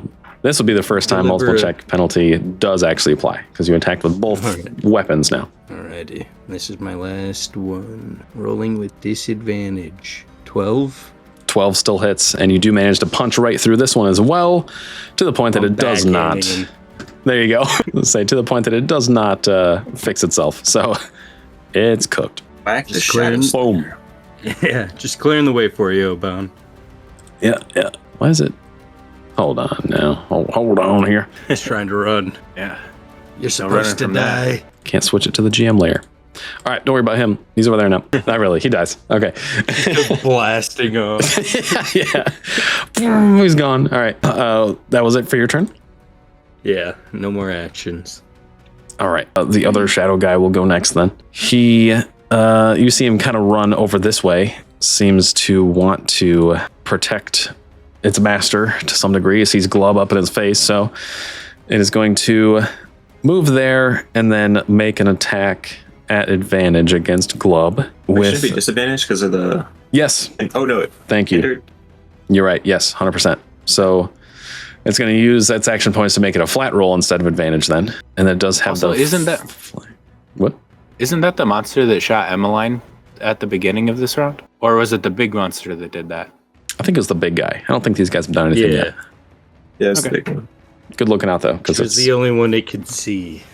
Yep, that's 100% something I could have done. So I appreciate looking out either way. So it's a straight roll, and it does have the +2 bonus for the flank there. And I didn't add the +2, so it'd be an 18 against precision defense towards Glub. Yep, that's another brutal.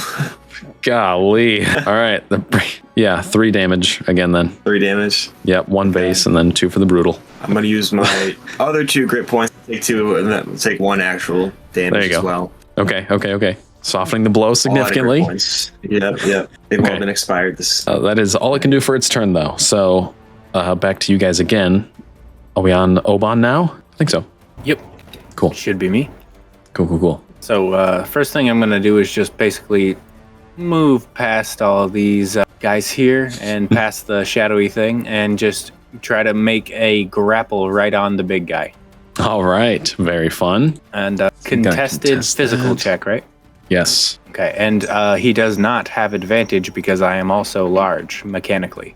That makes sense. Ooh, nice. He got a 13. Well, I got a 25. That's right. All right. So he is quickly grappled. You see him already just like struggling. I don't remember what happened. Okay, yeah. And as soon as you do that, you see that it seems almost like reactionary that what he's going to try to do. You see him like open his mouth really wide again. And he just starts prepping. Like you can kind of get some insight on what he might try to do next here. But you notice that there's just like a rapid consumption of just like black, crazy umbral mana just like forming in his mouth. Much larger than the death bolt that was shot at Emmeline. So you guys are getting that, but this thing is fully grappled by you. I would like to also do the restrained maneuver for another AP, just to double down on the grappling. Sounds good. And it's the same thing, right? Yeah. Also, there's not necessarily mechanics to it. It just says 1 AP, the target is restrained. Am I supposed to say I'm supposed to restrain him while I'm doing the grapple check, or is it another grapple check? As far as I know, it's another grapple check. I don't know. We should look that up probably, but I think it's just another grapple once they're grappled. Okay, cool. But is he? What's that? Is that a martial you're doing for the restrained thing? Yep, it's a maneuver, but it's in the grapple maneuvers. Okay, that makes sense. Why have I not bookmarked this yet? But yeah, I'm pretty sure this will be fast. Let's look it up real quick. We can find it real quick. It is the restrained maneuver, technically, right? Yes. Okay. It says, requires a grappled creature plus athletics versus martial check on the cheat sheet. Okay. It remains grappled until the conditions. Yeah, so it's basically just like a grapple check again while it's already grappled. Yep, 100%. Does it have disadvantage because it's already grappled, or is it just a straight roll? Okay. It rolled a dirty 20, which you rolled higher. I got a 25. Yes, that's amazing.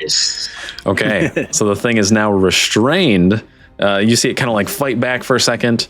I need to pull up the cheat sheet. This thing, I think. Yeah. Perfect. Okay. So it is now restrained. So it is completely immobilized. All of its attacks have disadvantage, and attacks against it have advantage. It was also hindered too. We forgot about that. Oh, that's true. But it's okay. He couldn't do worse. True that. So I still have 2 action points left after all. I actually have 1 action point left, after all of that. moving, grappling, and restraining. So Nice. I'm going to go ahead and try to do just a simple attack. Just try to finish it off with like a punch in the face with my brass knuckles, because those are usable during grappling and things because of it being a fist weapon. Yep, that's awesome. Sweet, let's see. It's got advantage. All right. Dang, that's a solid combo right there. It's pretty sick. Oh my gosh. Oh, another 18. What the heck? So many 18s. Ooh, all right. Into the one. Okay. All right, cool. Got the 18. I'm going with the 18. Plus some, right? Yep, plus 4 if it's an Plus attack 4. check. So we got a 22. 22 is a normal hit. Okay. And impact is the property on brass knuckles. I think I need a heavy for that to work, right? Yeah. Okay. So it's just 1 damage. Alrighty. So you managed to grapple this thing, entirely restrain it, and just punch it in the head. And it did take that damage as well. And it's a good thing this restrains. You see it kind of like fighting back and being angry and everything, of course. But that's, all I can do is be angry. So was that it for your turn? Yep. I got my big gorilla arms around it. And I'm just going to like look at my team and be like, now's your turn. Kind of 100%. like looking at glove because they're right there. 100%. You see its eyes kind of like widen as it looks at the rest of you like, uh-oh. You want us to hug it too? Yes. Hurry, hug it. Okay. Trying to remember. I think that's Are we back at the everyone's. top? Yeah, I think so. Yep. All right. So I only have 1 AP left. I can't really do too much, but I can do Shield of Faith. I think I'm going to do that. Let's see. Hold on. Okay. I'm going to use... It's 1 mana just to use it in general, and then I'm going to use another mana point to enhance it to increase the number of creatures it can affect. So hopefully I can get Glub and Thwack, because they're both in my range. Right. Okay. Cool. All right. I Glub was could supposed to use get it. 10. Nice. I know. Help Glove a little. It's been tanking. Yeah. Okay, so just base, it'll give them both plus 2 PD for the duration of the whatever it's called. Okay. The Does 1 minute. Does the 15 bump it up at all? Or does it have to be higher than that? It's gotta be higher than that. Okay. All right. So you guys have a plus 2 PD. Ooh, right. Brings mine to a 9. Nice. Cool. All right. Why Put is it so more low? markers on things. Right. I'm all set though. Okay. Nice. All right. Okay. Then, you're all set with your turn? Yeah, I only had one action point Oh, that's left. right. Okay. Cool. All right. That was pretty good use of 1 action point. So this thing doesn't even know what to think. Does it try to escape now? Well, I did forget or didn't actually get to the hindered thing yet, so we're going to count that now for sure too. Oh, let's see. It is restrained. Man, if it was just grappled, it was going to do some real dirty stuff, but you managed to restrain it. Okay, all right. It's going to... This creature, I'm going to reveal to you now, because of its ability to manipulate shadow and its insane speed, it has 6 action points. So it is going to use 1 to try to end restrained, in which case it'd still be grappled. Yeah. And wouldn't that be double disadvantage for it? Yes, so it's going to spend another 1 to give it just disadvantage, and another action point to just make it a straight roll, and another of its action points to make it at advantage. It's using 4 of its 6 action points just to try to escape restraint. And that's a contested check, right? Yeah. All right, let's give it a going. Here we go. Let's do this. Okay. Dirty 20. Ooh, you actually got it. I only got a 16. The roll's worse. Okay. So the dirty 20, 4 action points later, it's no longer restrained and now just grappled. It doesn't leave it enough action points to do the crazy thing I was preparing to do. So it's going to kind of shut that down a little bit. Now that it's grappled and no longer restrained, it can actually take other actions. And it is going to do some real dirty, ugly shadow manipulation stuff. It is going to teleport completely into the shadow over here. Now, here's the fun part. Does it bring you with it by doing that? Or does it escape grapple by doing that? I'm not letting go. Right, fair enough. Go ahead and roll another, probably athletics check to see if you can kind of hold on to this thing as it's teleporting.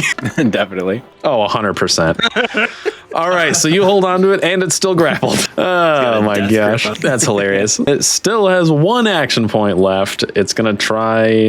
Its hindered's done now, finally, too. It's going to try to escape the grapple now at this point. With it'd be a disadvantage because it's a repeated check. So, yes. Here we go. dirty 20. Actually, it'd be 22. But disadvantage would be 16. Ooh, okay. I got 26. Okay, so it's still grappled. That's everything it can do. It's really just like fighting to get away from this massive gorilla beastborn. It didn't quite do it. Even after all that, 6 action points later, still grappled. Welcome to the PBR. For real. And you rode this thing through shadow teleportation, which is friggin' sick. So that's awesome. All right, that's it for its turn. It would be, I believe, Glub next. Yes, let's do it. Yeah. Okay. Well, it's probably about time. Glub's kind of angry that it got away from its swing in here, so I'm going to enter Rage, which costs an action point and a stamina. Unfortunately, that's also going to bring my precision defense from that really strong 9 I had of down to, I think, a 4. Oh my gosh. Glub has terrible precision defense. What's the 2? Yeah, no, it would be 2 otherwise if you didn't give me that. Oh my gosh, are you serious? Holy crap. That's insane. 7 base kit. So when I enter a rage, my PD decreases by 5. How did you get 7? I don't know it. My area defense is cracked though. My area defense is 17. I just never get by area attacks. Okay. At least there's something out of that. Yeah.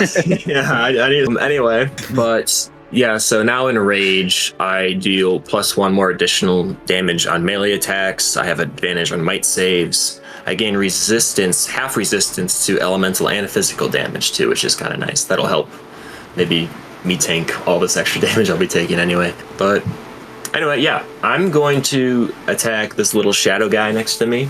Okay. And has this one been hit yet at all? It has not. Okay. I'm going to also roll for advantage on it. Alrighty. Good thing I did that. So that's a 17. All right, 17's better. That is a heavy hit. Oh, nice. And my axe is impact too. Nice. That brings it up 1 more. So that's going to be 1 damage plus another for the heavy plus another for impact, and then I'm in rage, so that's 4 damage. Nice. Okay. You almost completely obliterate this thing with 1 hit. Oh. Yep. Okay. So Alrighty. I guess I'll just YOLO, do another. Actually, wait, let me see what else I can do. Do I even stand a chance? Yeah, I'll just swing again at disadvantage, see what happens. All right, sounds good. So far, you've only spent 2 action points, right? No, I spent 3, because 1 to enter a rage. Rage, sorry. And then okay. I attacked with advantage, yeah. No, that's a 7.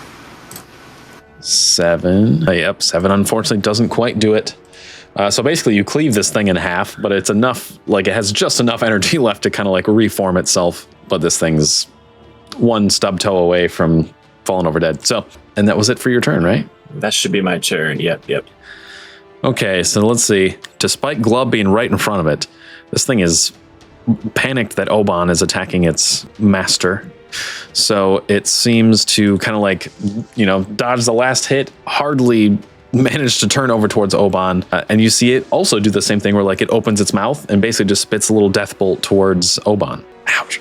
But not nearly as intimidating as the other creatures. With 6 against PD. Nope. Nice. So basically just like hardly is alive and just like spits a little death bolt, straight up just misses you and hits the wall next to you. Is it possible to like take the hit on purpose?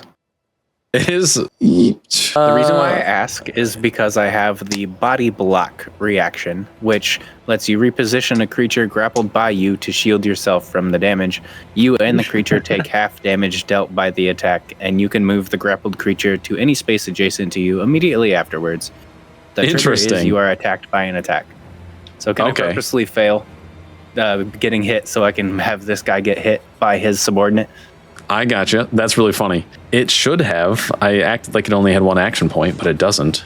So it has 1 more action point, and it has 2 more action points. So it's going to spend both of them to attack again, which triggers it now regardless. So that'll work. And then maybe this time it'll actually even hit too.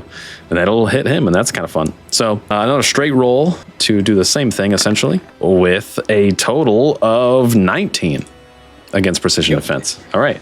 Precision, it definitely hits. Okay. And I'm going to do the body block maneuver. Perfect. Okay. So it just straight up cuts the damage you take in half, right?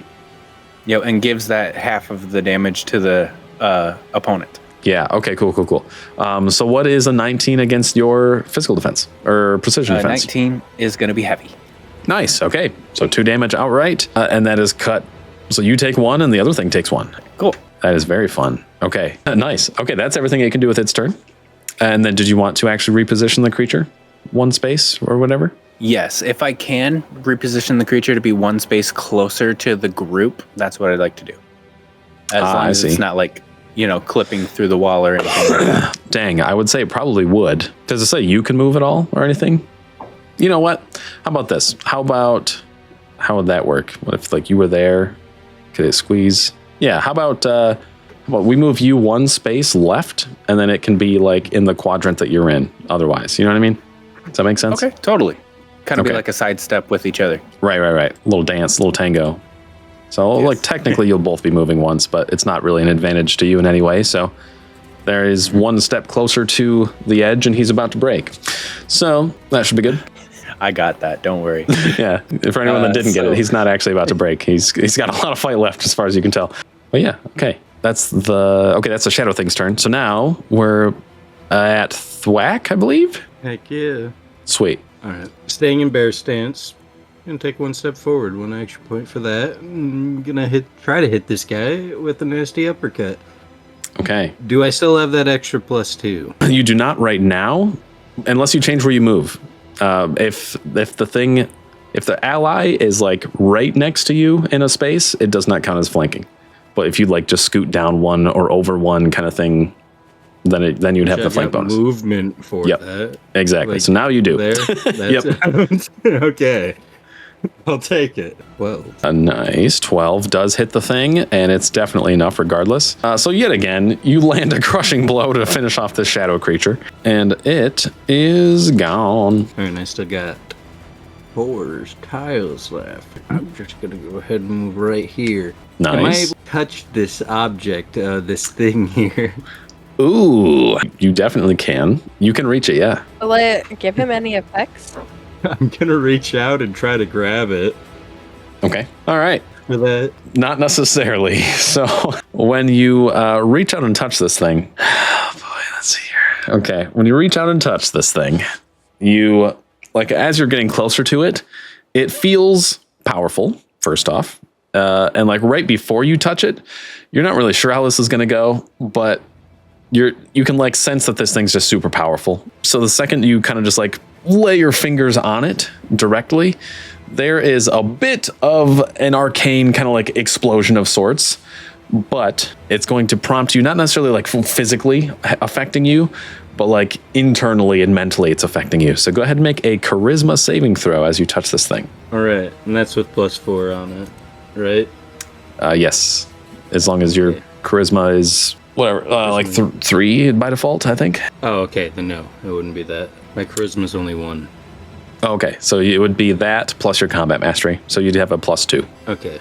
To your save. So just -2 off that 15. Yep. Okay, so 15 is enough. So basically, as you touch this thing, you kind of like are able to overcome its overwhelming like radiant energy being just like pumped through your system, and you kind of like recollect yourself like Iron Man holding the gauntlet with like the, all the stones.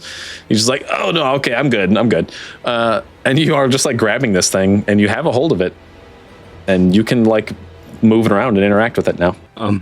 What do you do? You don't know. Basically it looks just kind of like a flawless like diamond kind of, but it's just like radiant gold and it's just like beaming with light. I don't know. You don't know what it does. All right. I got 2 action points left. I've got it in my hand. I'm going to walk up to this guy here. Okay, sounds good. For now, I'm going to remove this. You are holding it. All right, I'm going to strike him with the hand holding it. Oh boy. That is awesome. Okay. All right, sweet. Go ahead and just make an attack check. And you see this creature just looks terrified. Dirty 20. Oh my gosh. Nice. This is like a Monty Python skit. The people are like, I need you to go get the Holy Grail. And then you beat the heck out of the people with the Holy Grail. Okay, this will be fun. I'm scared to do this, but I'm doing it. I need a quick second. I got to look up something in the rules here. What's the circumference of the nuke? Yeah, already got wiped. Okay. You're going to lose your arm, Thwack. So you hit him. Eric, go ahead and make just a D20. Just roll a D20. This is fate. All right, that's not bad. That's 18. good. Holy crap. Okay. I'm glad I didn't try to do something like this on our last session I was part of. All right. So you immediately, you hit him first off. And it does, let's see, it's a normal hit. It's a base of 5 damage. But the insane, like, direct contact with this radiant thing is so intense that it is going to, like, count as a vulnerability of his as well. So he's going to take 10 damage from you hitting him with this. Oh my god. And when you do this, the fate roll really helped you out too. So when you do this, you hit this thing, and like this gem seems to just like resonate with like agreement with your actions. And you feel just like an insane surge of power, and you immediately gain 1 extra action point, like right now, and +5 to your next attack. Nice. Well, could I use a minor action to toss him a potion real quick? Sure. A strength potion? Yeah. Oh my gosh. You know what? Why not? Sure. That's just too cool to be like, no. All right. Is that a minor action to consume that, or? It would be an action point to consume it. Oh, okay, I've only got the 1 action point then. Oh, okay. Oh, snap. Still got extra damage last time. Potion, I'll just chuck it back to him. Okay, all right. Sounds good. Like it never happened, basically. Toss it to him, and you're like, I can't use this right now. Okay. All right, so that's +9 at disadvantage, right? We will also say that this action point is, since it's like a new action point, it does not count for the multiple check penalty. So you are good to go. Oh. 21. Okay. You punching him with the gem again? Yes. All right, give me another D20 roll. All right, this couldn't go bad. That's not great. 8. Okay. All right, let's see here. Okay. Holy crap. Okay, interestingly, it kind of like this time around the communication with you and the gem doesn't really work out as well. And I didn't agree with that one. Until your next turn, every other creature in this room becomes invisible to you. Oh no. So you can't see anyone. As far as you can tell, you're just alone in this room now, except you can still like hear what's happening. Them all. But this thing takes a crap ton of damage again, and is past bloodied at this point as well. I'm just gonna kind of sit on the ground, just like my elbows on my knees, my hands on my head, and that's how I end my turn. All right. So everyone is invisible until the. What does it say? The end. Everyone's invisible until the end of your next turn, except for you. Invisible to just Thwack, right? Yes, and okay, to make that even more interesting. Oh wait, no, that wouldn't make sense. Never mind, just kidding. That's it. Yes, that's it. Everyone else can see fine. You can even see Thwack fine, but Thwack can't see any of you. Okay. You see him sit down in the middle of the battle. Yeah, you're just like holding the gem, sitting down. But yeah, this thing's screwed up now. Okay, now that is the end of your turn, right? Yeah. Okay, that was Thwack. I think it just keeps moving now, right? Is it, I already forgot everything that happened. Is it Emmeline again? It would be my turn. I think it's Oban. Oh, sorry. Yep, Oban. That's right. Okay. And I'm just going to go ahead and use the restrain maneuver to see if I can't hurt this guy a little more. Okay, makes sense to me. And I'm actually going to give it advantage, so that way I don't have to worry. Okay. Dirty 20. 22. Nice. Some big numbers tonight. Yeah, high rolls. So he is restrained? Yes. I'll leave the net on him, but he's restrained. Nice. And I'm going to use another action point. So I'm going to attack, but also use another action point to apply the bleed maneuver. Okay. Actually, I think I'll just make it a straight roll, so that way I can ensure that I hit. Okay. But this should be my last action point. All right, didn't hit. Yeah. Unfortunately, that one didn't. But you did manage to restrain him entirely yet again. And yeah, all right. And that's all you got? Yep. Okay. Now we are back up at the top with Emmeline. So you see your allies just dance around this guy. He's completely restrained, meaning attacks against him have an advantage currently. Nice. Okay. I think I want to use my guiding bolt on him. 2 AP, one of my mana points, and you said that I roll at advantage? Yes, by default you do roll at advantage. Okay, I think then I want to use my last mana point to give me an enhancement with 3 radiant damage on top of the 3 that I get. So the one stinker there, the one bugaboo, is that you can only use 1 mana at a time. I feel like we've had this exact conversation before. I think I've already done this. Possibly. Okay, then I know I'm it's only tempting, using 1. but Can't. We're still rolling at advantage though, so that's good. There you go. Let's see. Okay. Oh boy. I have a feeling I Looks don't like you need to didn't need roll it. again. Okay, All right. well then I forget what it is. Yeah, 3 radiant damage, and then attack check made against would be advantage, and then says that it's against the target's PD. Nice. Okay. I mean, I know you already rolled a natural 20, but go ahead and just roll again. Got it. All right, just checking. You know, like, I don't know. Those double nat 20s would have to be rewarded just in case. Okay, so that's amazing. So, okay, so it is against PD. 24 is definitely a heavy hit, but plus the crit. Nice. So 3 extra damage. What was the base damage for it? 3. Nice. So that brings it up to 6 damage in one shot against this thing. Okay, it's getting 3 extra damage anyways. Yeah, exactly. You did. Okay, so this thing is looking pretty beat up now. It is, I don't know math. It is fatally wounded at this point. It is like very bloodied. Whatever it's called. Well bloodied. So that's a thing. Oh, I can't use more than 1 mana point in one action or Correct. in one like. Okay, so I could use one again now. Yep. Okay. Oh gosh. You said he's bloodied? Yeah, even worse than that. Okay. Maybe then. I guess we don't have to dance around terms. He's about a quarter of his health. That's what I'm trying to say. So he's getting down there. Yep. I think with my last 2 action points, I'm going to use Sacred Bolt with an enhancement that gives me an extra +1 damage. So hopefully if I make it, I'll get 3 damage. All right. Okay. Let's do it. Oh gosh. Well, All right. I don't know if that's good or not. 10. And it's kind of sad. Yeah. 10 unfortunately does not cut it. All right. No, it's his turn. It is. Yes. All right. It can't escape. It can take actions just at disadvantage. Can't move. Well, stinker. Okay. It's going to not even worry about the restraint this time, even though it probably should. Is going to use all of its action points to summon some help. So it's going to do the same thing it's been doing where it summons shadow things, but with all of its action points, it can manage to summon 3 at a time. Put one there, put one there. How far is 5 spaces?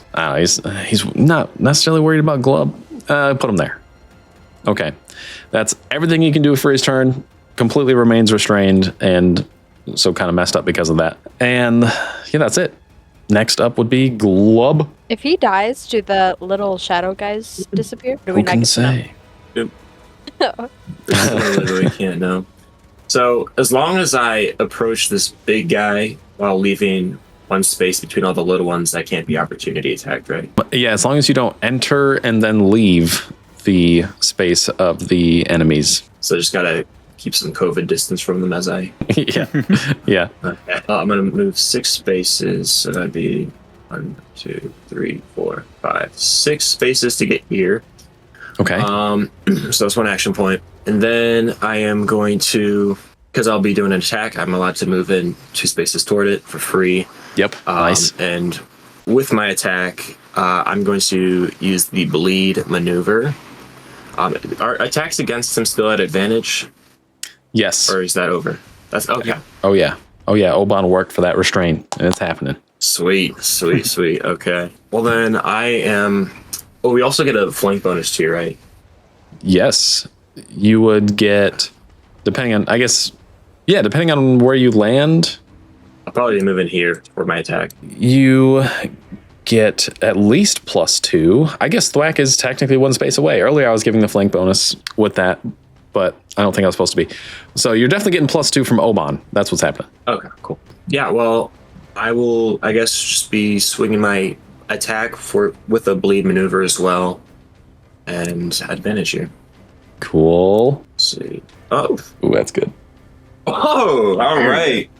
So 23 plus 2, 25. 25 is a heavy hit. Perfect. So that's going to be, yeah, the target will receive the bleeding condition. It's also, my axe is 1 slashing plus the impact damage plus the rage. So that's 3 there, I think.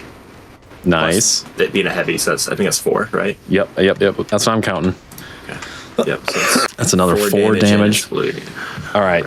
And it's bleeding. That's right. Okay. Thank you. Bleeding 1. All right. So that is big. This thing is, so you just like you smash into this thing. It is looking rougher and rougher by the moment, starting to panic a bit. And you notice that like in its panic, it's saying some words. Like it's like actually speaking like some language. You hear it like verbally say the word ow. And you're like, this thing speaks language. You know what I mean? So you can tell it can talk, even though it hasn't necessarily. Yeah. But yeah, you're beating the heck out of this thing. So there's that. Okay. Good to know. I will. So if I swing again, it'll be a straight roll, right? Because of the it's still at disadvantage. Yep. Okay. Well, I will spend 2 more action points just to swing at it again with advantage. Oh, nice. So that's all my action points here going into this second one. Thank goodness. Okay. So 14, I believe. A 14 is not quite enough. No. Okay. I know it. Even with all the extra stuff. Too late for me to add my inspiration, yeah? No, you can if you want. I'll let you. Okay, I'm going to add my inspiration to this roll. I kind of forgot I had that. Me too. D6. Okay, 16? 16 is not enough to hit his precision defense. Dang, all right. Well, that's it. Dang. Yeah, okay. Is that everything you can do? I think it is, right? Should be. Quite a display. Okay. But next up, I forget again. Thwack? Yeah. We're all invisible to him. Are the new summon creatures invisible, though? That was going to be my first question. Can I see those things? Are they also invisible? Interesting. Good question. I feel like they're probably also. I don't know. Let me read what it says here. I would assume. Yes, it says probably would be. It says all creatures become invisible to you specifically. So I'm gonna say yes. Well, I can't see anything, so it's not really much. It's a bit of a pain. You can always hold actions. So if there's something that you can think of, like at the end of your turn, technically you'll be able to see again. The way that holding actions works is you just burn all the resources for it ahead of time, and then when the trigger that you say happens, then you do the things. So like that is stuff you can do too. What do you mean by that? Like, so basically, if you're like, as soon as I can see someone, I want to punch them, and like that's the trigger for your held action. You'd spend the action points to hit them now, and then when you can see them and the trigger's met, then you actually do the thing. Okay. So I can queue up a punch. 100%. All right. You can queue up. I guess all of your action points worth of held actions as long as the trigger's met, then it lands, or it doesn't land, but you do them. All right. I mean, I'll punch with all 3 of my other actions being used to power attack. That's the right thing. Okay. Yeah, power attack. Perfect. Okay. So that's plus 3 damage onto that if it were to land. Do I roll now? Basically, because as soon as your turn ends, then you see things again. So basically, yeah. So basically, you guys just see. It's not good. You see Thwack just like winding up with like a falcon punch, basically. And Thwack, you don't see anything. You're just like, I'm ready, kind of thing. And then suddenly, everyone just appears around you instantly. And the total's 9, right? Like, yeah. All right. So unfortunately, it doesn't matter which creature you picked. Unfortunately, 9 doesn't quite do it. So you're just like preparing so hard, and you just like squatted down. You're ready. Everyone appears, and you just like punch. And unfortunately, everyone just kind of dodges. But you can see again. Perfect. All right. End my turn there. Okay. It was a shot in the dark. Oh my gosh. Dying. Okay. Oban. My turn? Yeah. All right, I'm going to go ahead. These things aren't doing anything. I wasn't going to question it. It's fine. I can either. Okay, wait. What would you guys prefer? I can have one of the shadow creatures go before Oban, and then the rest of them go at the end because I completely forgot about them, or we can just wait and do them all at the end since I already messed it up. I'm open to either. I like to do. I was gonna say, do you have a preference? It doesn't matter to me, but they were introduced during this round of combat, so it would make sense for them to go last. But that's true. It doesn't really matter. Okay, yeah, we can just wait till they go. We'll have them possibly go last there, and that'll be fine. So, Oban, you are up. We'll have all of them go at the end. Cool. And I'm going to go ahead and just drink my potion of strength because Thwack didn't want it. Yeah, there you go. Yeah. And I wasn't sure what to do with it. I get it. And I'm going to go ahead and chug that thing. It just gives me +2 to my damage, I believe. Yep. Okay. For a minute. That was 1 action point to do that. And next up, I'm going to go ahead and do an attack on him with advantage, but I forgot this last time, but my fist weapon does +1 damage to creatures who are grappled. Oh, nice. So it's 2 damage for the strength potion, 1 damage for being grappled, and then hopefully I hit. Okay. If I hit. Yeah, so you've got advantage because he's restrained. You have a +4 as a flanking bonus as well. Oh, I forgot that I had advantage because I was restrained. So I don't have to use that extra action point. It's true. Okay, so it's just attack. All right, let's do it. So your have total 2 action points after this. Yep, so your total bonus is a +8. So actually that. Yeah. Okay. So a 22. Wait. Yes, okay, a 22. That is a normal hit, but okay, you're still taking a bunch of damage. Absolutely. What even was it? It was 3 for the add-ons and then 1 for the attack. Okay. So 4 total. 4 total damage. Man, this guy is looking really messed up at this point then. And can I also, since I didn't have to use the AP for my advantage, can I just add on the bleed maneuver? I know he's already bleeding, but is it a compounding thing? You can, like with your next attack, you mean? Ouch. I only ask because bleed's supposed to be like, any maneuver like that would be like attached to the attack. Yeah, I know what you mean. And I was kind of asking to attach it to my last attack. I know I didn't necessarily say it beforehand, but... yeah, that's fine. Okay. And it's not necessarily a damage now, it's just whenever he starts. And I was also asking if it's a compounding thing because he's already bleeding. If it's not, then it wouldn't matter. Oh yeah, for sure. Yep, absolutely. Bleed does compound. So now he has bleed 2 and will take 2 damage at the beginning of his turn. Okay. Very good, very good. That was your last action point? I would technically have 2, but I'm okay. Not really sure what to do with the next one. Fair enough. I don't even really have any defensive movers either, so I might just call it there. I don't really have anything that I can do on top of it, I don't think. I could try to punch him again, but... Oh, yeah. I'll try to punch him at disadvantage then. Okay. I mean, he's restrained still, too, so it'd be a flat roll, right? Yeah, actually. Not bad. Not bad. So... Probably didn't hit. Yeah, that one didn't quite do it. So, as you guys have been wearing this guy down, right, you're realizing... Like, sure, he's fast or whatever, right? And that's adding to his precision defense significantly. So his PD is very high at an 18. You've fought him enough to know that's kind of like where he's at. So that's a thing. So 7 does not hit. And now, was that it for your turn? Did you say you have 2 left? I would have had 2, but I did that. No, I don't have any more left. Okay. Okay, gotcha. So that's the end of your turn. Okay. And then we are back. Oh, yeah, okay. All the shadow guys would go now. Okay. So we'll start with the one, I guess, next to Oban, just because that was the most recent attack and threat. Honestly, these things are... It's almost like pathetic that they're even fighting back at this point, because they're doing it to protect this guy, and this guy's not looking like he can be protected, to be honest. So he is going to attack Oban. Let's see, 3 action points. He's going to attack at advantage with a little extra damage, and that's that. So we'll see. Dang, that's actually decently high. And a +2 with the flank. So the 21 would be up to a 23 against precision defense. And that's going to be a brutal hit. Okay, it's only 1 base damage, so it'd be 3 total umbral damage specifically, but that is everything that thing can do. The other 2 are basically going to do the same thing. We'll get interesting with it though. This one next to Thwack is going to kind of like lock up with Thwack and like intentionally be a massive distraction, not even necessarily trying to bite you, but he's going to use all his action points on the help action for this one to attack. So this one's going to do the same thing, where it's attack, advantage, +1 damage with a whole bunch of help. Can I spend a key point to uncanny dodge? Absolutely. What does that do for you? When a creature makes an attack against you, you can impose disadvantage on the attack. All right, for nice. 1 key point. You can definitely do that. That would bring it down to a straight roll and a bunch of help instead, which is definitely a little better. Okay, straight roll, 11 plus 3 instances of help. So that's a D8, which is an 8. That brings it to 19. Wow, okay, that brings it to 24. It's already at a brutal. And 1d4 as well. It doesn't need any more help. A 27 against your precision defense.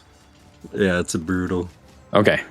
It's still not as bad as it could be. It's 3 total damage with a brutal. All right. That's with the +2 of the Shield of Faith, right? You are counting that again with your precision defense? I think it's still a brutal. Yeah, okay, yeah. Okay. Just making sure. Okay, so 3 umbral damage there. That's all of the shadow versions of this thing's turn. And we are back up at the top with Emmeline. So Emmeline, you're seeing this master snake sorcerer, shadow sorcerer thing is really messed up. it's just kind of a slugfest over there in the corner at the moment. So what are you doing? Do we still roll at advantage or no? Yes, that thing is still restrained, so absolutely. Okay, then we are going to move just a little bit closer so that he's within range, and I'm going to use 1 mana and 2 AP to do my magic missile. All right, sounds good. All right, so I'll do 3 damage, I think. Yeah, because DC 10 and then plus every 5 I get an extra one, so that'd be 3.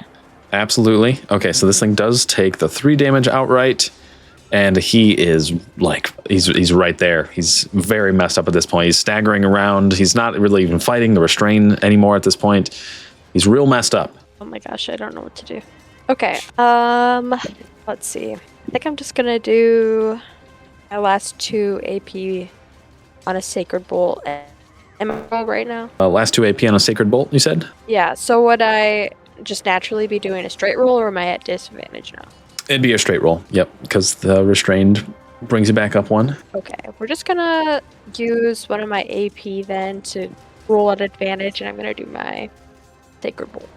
All right. Roll there. Oh, we got 24. You gotta stop. Oh no, this keeps happening. You gotta stop. 2 radiant damage. Is the base? Yes. All right, and the crit brings it up another 2. All right, so here's the classic D&D term. I don't know if I've ever actually said it, but how do you want to do this? What do you mean? That means that you just killed this creature. You just killed this creature. How does it go? Well, She cuts off.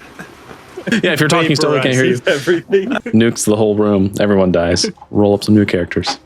She targeted the artifact in my hand. That would do it. That would make sense. Miss Emma, are you there? Nope, she did. The spell didn't backfire, did it? It must have. It's the only explanation. No. Okay. Wait, she's rejoining. Hello. I'm so sad. Why is it not? Okay, it's good. It's good. We hear you. Okay, good. Yeah, I asked if it was gonna kill all the other shadow figures as well. Ooh, yes. When this creature dies, those die as well. Okay, well, I think with my Sacred Bolt, I hit that guy, but I think it also like spreads out and hits all the other ones as well. Because they're all Ooh. just like shadowy. It just, oh my gosh, they just blow up with light pretty much. Oh yeah, 100%. Yeah, that's exactly how it goes. It's almost like this thing's body can't take all the radiant energy you just pumped into it, right? And it literally just like disco balls out basically, and just like shatters all of its little puppets there. Minions. Yeah, so these guys all die. So the shadow things go away immediately, right? They're just gone. Boom. They dissipate. This thing has like, whatever. It's like its chest explodes out. It's gross. It's nasty. But it's kind of like laying on the ground and can talk for a moment, possibly, if you wanted to like ask it anything or anything like that. If you wanted to talk to it at all, it seems like it could.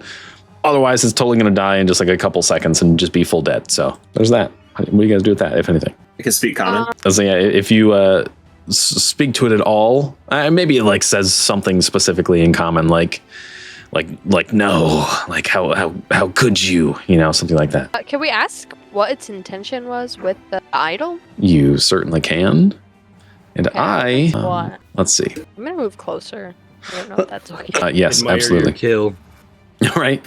Yeah, let me get a closer look at this guy. All right. Look him in the eyes.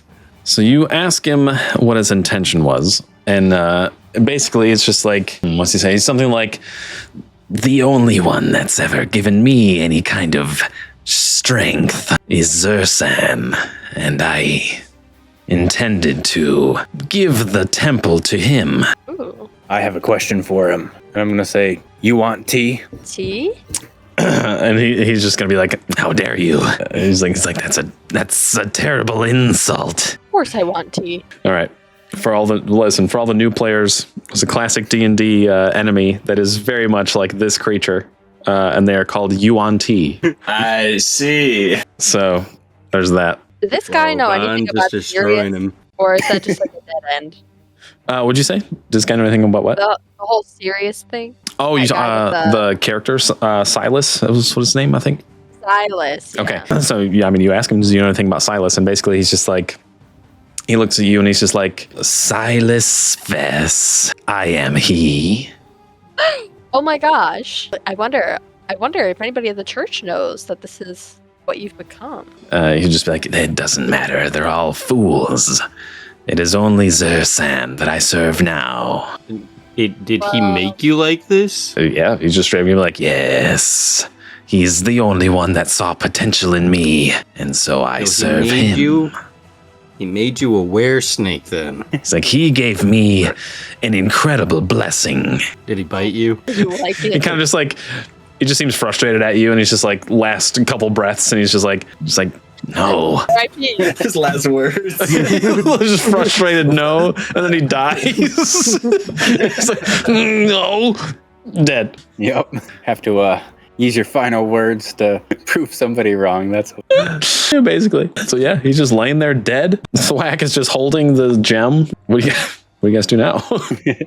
Is there anything to loot? Ooh, interesting. I mean, there is. He's got the gem. So in here, let's see. You'd find a bunch of crazy spell components for like weird, crazy umbral spells and stuff like that, which doesn't mean a whole lot to you, except for the fact that they could resell for sure. For if you want to just cut the crap, we can just kind of like make it the gold amount that you'd get out of it when you get back, but it would be enough for at least 50 gold each of you. Okay. If you decide to. That, so there's not like a whole lot else here in the room. You notice that he does have one book on him that's very much clearly some sort of like notebook of just like crazy arcane notes and stuff like that. Some of it is in like a weird language you don't understand, and other parts of it are in common. So after some studying, that could be extremely helpful for you individually, possibly, or even the Vanguard. But other than that, there's really not much to loot here. all right. I think we head out then. We go back Time to resurface. I wonder how mad they're going to be when we come back after breaking the manhole and shattering the glass. They're going to be so happy though. We should probably bring the snake with us. Yeah, and it's real unfortunate we weren't able to find the artifact. Oh gosh. Super unfortunate. We should probably bring this snake with us. I mean, you still want to release your grapple. You've held onto this thing the whole fight, and you're just not, even with it dead, you're not letting go. I trust it. Yeah, that's awesome. Okay. Him with. Great. I just drag him by the tail with me. All right. You definitely can. You should fashion him into a weapon, like a whip or something. You never know. So you have a hard time, but it's possible. You just drag him through all the doorways. Every now and then you have to kind of like intentionally reach and like contort his body a little bit to like fit through the doors fine. But it is possible. And so like right about now, you guys are like heading through, you're leaving the first gate in the sewer that had like the snake head on it, like before you got into the weird snake dungeon-esque part of the sewer. You're getting right about there and you're hearing like some conversation throughout the sewer, like echoing through the sewer a little bit. And it's something along the lines of like, well, they couldn't have gone that far. I mean, you've seen them. They were huge. Some of these spots they can't even fit through. And, just like talking back and forth like that. And you hear, some just discussion. You don't see anyone yet, but. Are these the people from the surface? Are they looking for the person who created the hole? You can't see them yet, but it sounds like that could be what's happening. Okay. I know what to do. Bestial roar. All right, perfect. So you can hear them. They can hear you. You just let out this insanely intimidating roar, and you hear just like screaming and like some armor slapping together as these guards likely are just like sprinting away. You hear them like go get out of the hole, and they're just like climbing up, falling over a few times, and you can just hear them just making bumbling fools of themselves basically. But they finally make it out of the sewer and you're good to go. Yeah, time to follow them. Nice. And, to be kind of a butt about it, I want to go first, but I'm going to push the body of the snake to like go up through the hole first. All right, so you get to the exit there. You lift the snake out of the sewer. Right about the time that you've got like most of its head exposed, you hear some more screaming on the outside, and that slowly dissipates. And you kind of just like push him out, and you get out yourself, and there's no one around in the alley. Perfect. Privacy. That's just what I needed. Yep. But you are able to make your way out without any issue. There's a few people that at the Vanguard that might be actually kind of psyched if they got a hold of this artifact that you're holding, Thwack. So, like, even though maybe it was a joke earlier, you're like, actually, the Vanguard might go for this. They might hate it. Some will definitely hate it. Some will like it, but I don't know. Technically, you've got options. I mean, you said it. Like, I don't know, just so you know. But you make your way out of the sewer, so what do you guys do? I personally think that we should return it. We know the significance that it holds over this town, and they're in shambles without it already. Also, we've already caused so much chaos. If we also stole the idol, I'm afraid we might be starting like a war here. We retrieved it. Finders keepers. Right. It didn't have an owner anymore. Well, had a new owner. We killed him. No. So who would be the new owner of this artifact here? I mean, I'm holding it. I feel like maybe we just go back and say we solved their problem. See if they ask for the idol. Maybe they don't even want it. Yeah, maybe they forgot all about it. Bring the snake. That's right. All right, back to Sister Go to Amelia. church. Okay, back to the cathedral. All right, you're just dragging the snake through town. Certainly. All right, perfect. So just casually walking through town, dragging this very large snake creature. Anyone that sees you basically is just meets you with like screaming and running until you get to the cathedral itself. Of course, Sister Isadora is the one you see first, the more calm and timid one, and she's just kind of like the same thing, like tending to some plants and the landscaping a bit. Hears everyone screaming and is just like, what's happening? Stands up, looks around, sees you guys just hauling the snake up like the pathway to the cathedral. And she just like stumbles back and like hits her back on the wall of the cathedral and just tries to like skirt along the wall to get into the cathedral itself. Opens the door and just like sprints inside. And then you guys are at the door. You open the door. Sister Amelia is already just like, what, child? Why are you freak? What is your problem? Looks up and sees the door open and you just dragging the snake. And then she gasps and she's just like, what is that? What's happened? And I'll probably just say something like, "You're Silas." Yeah, she was right all along. Isadora is just gonna be like, I knew it, and she's just like crying and like kind of freaking out. And Amelia is just like shocked, and she's like, what? How did you find this out even? He told us. We tracked the magic that was found here, and we made our way through the sewer, fought this giant guy and all his little minions, and at the very end, one of the very few things that he said before he passed was that he is Silas. Wow. Yeah, okay, so she's kind of shook by that, and she's like, I can't believe it. Well, did you retrieve the idol? Why can't you believe it? You seem the only one unable to believe it. And right away, she's just like, because Silas was weak. Well, that must be why he went to the dark side. He needed to get power somewhere. Does he look weak now? Well, he looks dead now. You do. But I see your point. You think you could beat him in a fight? And she just kind of, scoffs, and she's just like, whatever. Do you have the idol? Do you have whatever it's called? Let me tell you a story.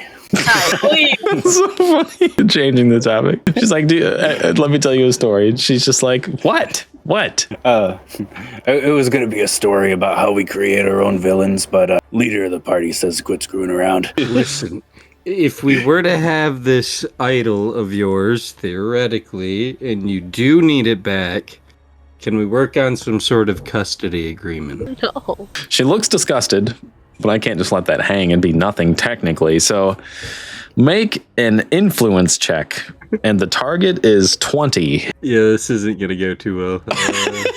If nat 20, no. She's just like, what? Do you have it or don't you have it? Hypothetically. It just seems like you weren't protecting it all too well. She's probably going to look at the big giant snake body and tell you that's why he couldn't be protected. Look. Like the beast. It would be a lot safer if we were to have it, if it was in, our hands. My hands. So you're just like holding it behind your back this whole time. I'm just kidding. It's just like glowing. At this point, Captain Valerius kind of just like comes down from like the stairs or whatever, and like kind of enters the room and sees you all, and he's like, well, you're back. I see. That's good. I suppose. And Amelia immediately is just like, they're possibly trying to keep the idol. They're trying to convince me that that's a good idea. And he just kind of like stands up to you guys a little bit too, and he's just like, so you recovered it. You recovered the heart of Aurem? Yes. Recovered. I mean, found it maybe. Oh yeah, it took 0 effort. All right. And I see you slayed quite the beast there to reapprehend it. That's good. Is that the one that we saw? Yeah, that's Silas. He's just like, wow, I don't understand. It's grown quite ugly. He looked nothing like that when he left. That's insane. He's just, well, you can't keep the idol. You can't keep the heart of Aurem. I mean, our town. Oh my gosh, our town has been. Think of it like us keeping it, but like protecting it. All right, protecting is a point of its own. Go ahead and make another influence check. Oh jeez, it's better. These people, they're okay. You know what? He's gonna reach for his sword and just like gently pull it off his back, and he's gonna be like, "We came to the Vanguard because we heard of the goodness of the knights and mages there. You really plan to tarnish your name like this? Our reputation. I'm offering to protect it. She's like, very closely. I mean, those are good points. All right, I'll You're not necessarily. The artifact out, hand shaking, head kind of down. I feel like you should hand it to our team leader before you hand it to them. Just because she's the only one who can see that type of magic crap. All right, here you go, Emmeline. All right. And I start to hand it to her, but I'm not like letting go immediately. I'm like, okay, Emmeline, make a charisma saving throw. Also, you can make it with advantage since you're a cleric. okay, perfect. Okay, great. Where the nat 20's at? Come on. Right. Wait, was I even supposed to add 4 to that? It'd be whatever your charisma is plus 1 after that. Okay, it's actually 0, so it's even worse than these. Okay. In that case, when you touch the artifact, I'm also going to need you to roll just a regular d20 now. Am I free of rolls? Yes, you are free of rolls. Okay. Dang it, that's not a very fun one. Roll again. That's like very combat specific. Oh, no. Oh, no. Okay, so, wow, really? Okay, so you get handed this gem, right? And the second it like touches your hand, you feel just like crazy radiant energy coursing through you. And it's like a feeling you're kind of familiar with, but it's way too much. Like it's way overwhelming. And you actually get turned, like you literally physically, all of you watch Emmeline get transformed into just like a floating fairy ball, like the fairies in Zelda. You're just like a ball of glowing light with wings. And you're just like flying there in the air, and the gem, thwack, if you don't let go yet, the gem's just in your hand now. I think it's chosen me. Amelia. Oh my gosh. Amelia and the other guy are just like super taken back. Like, what? Well, they were shocked that you were even holding it in the first place. And now that happened, I'm gonna move it towards them. Like, offer it. Oh my gosh. And now they're kind of like, giving it. Come on. All right. You know what? Take it. Take it. Give me one more influence check now. I'll even let you make it at advantage, and the target's a little lower. Oh, this is bad. I can't Nothing roll high. Oh, dang, it's both of those? 9 and 7? Oh my god. You know what? Amelia gets over her crap. She reaches out and grabs the gem from you. All right, what she got? Exactly. Oh. 12 plus some. She's actually going to save. So she does grab it. Nothing crazy happens. She kind of like freaks out from all the power that it has, but then she's just holding it and she has the gem. She probably puts it back, doesn't she? Yeah, she kind of just like looks at you guys holding the gem, and she's all powerful and crazy looking, right? But she's just like, I can't believe that you would have tried to keep this, but your point of protection is well seen. Maybe we'll actually use this the next time it has any danger come towards it. And like the captain guy kind of just like looks at her like, that's weird, but okay. And she just slowly walks it back to the pedestal. She brings it to the pedestal, just kind of leaves it there, and it like floats slightly above it.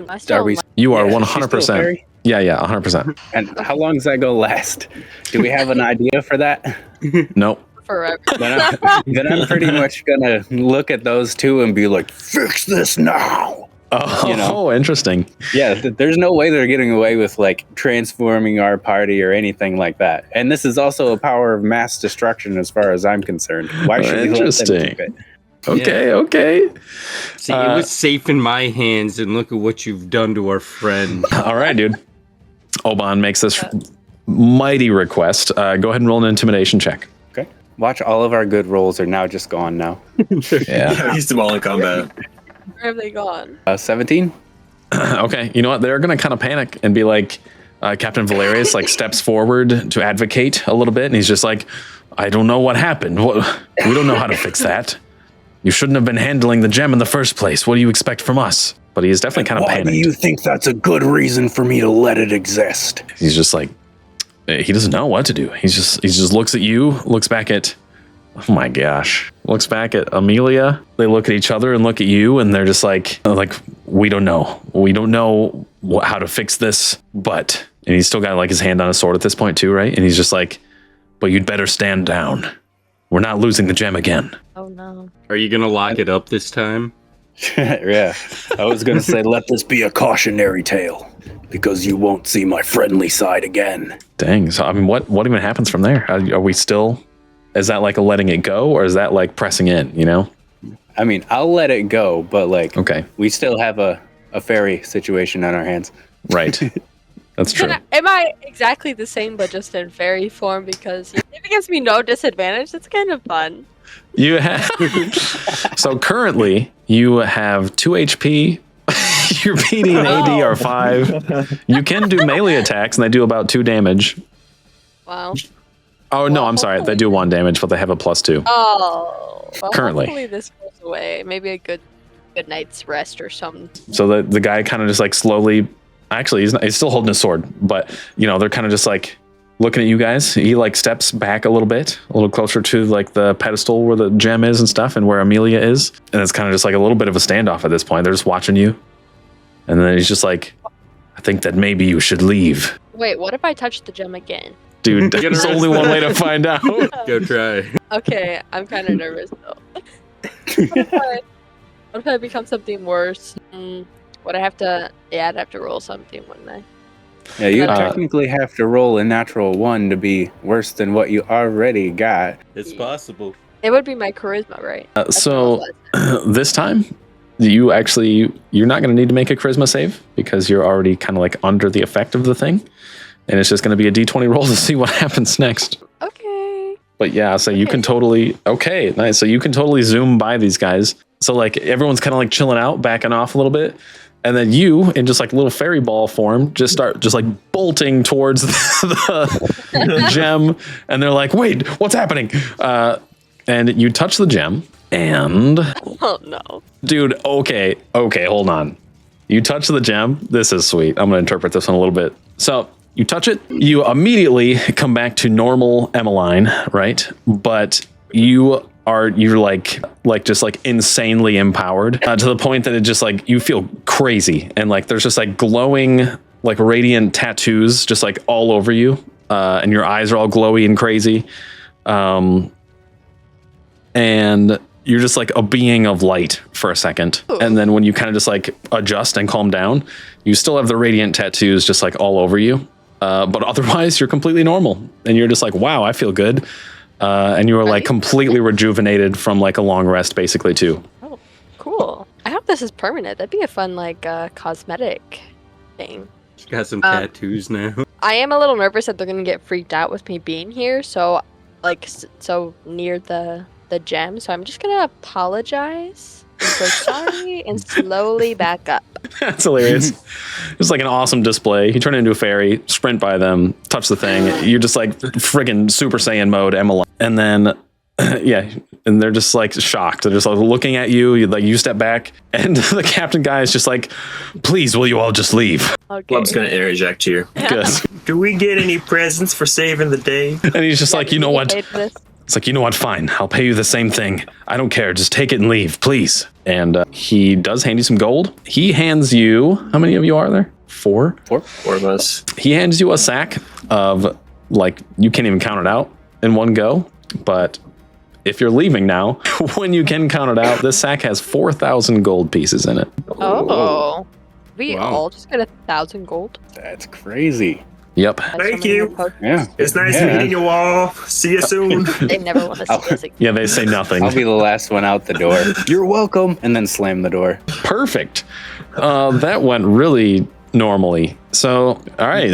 I mean, that's basically it in this town. You would, I guess, basically at this point, you would re-summon Ozzy so you don't have a terribly long journey. Or unless you want the night camp, overnight, whatever. But either way, you'll quickly make it back to Enza.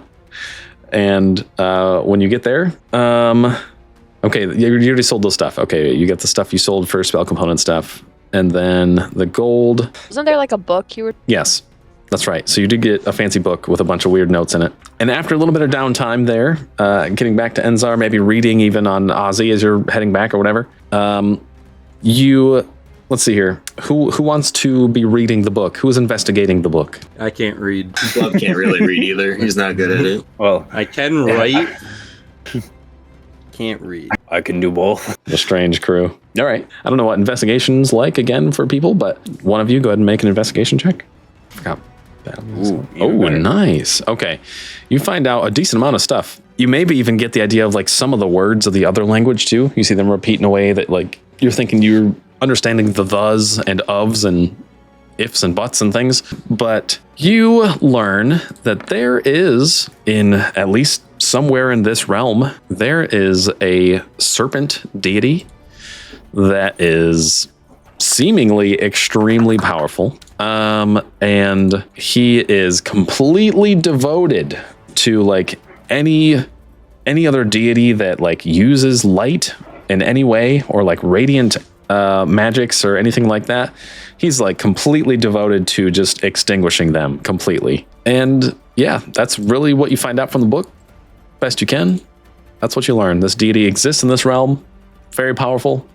His name is the same name, Zursan. Yep. So that's the god that Silas followed? Yes. Turned him into a were-snake. So The fact that he died by radiant energy is kind of crazy. Ironic. yeah, that's pretty epic. Mhm.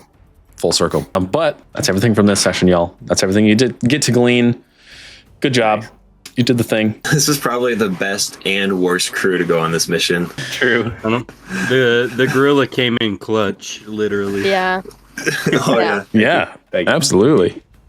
Locked that guy down so hard. I'm good at two things: grappling and yelling.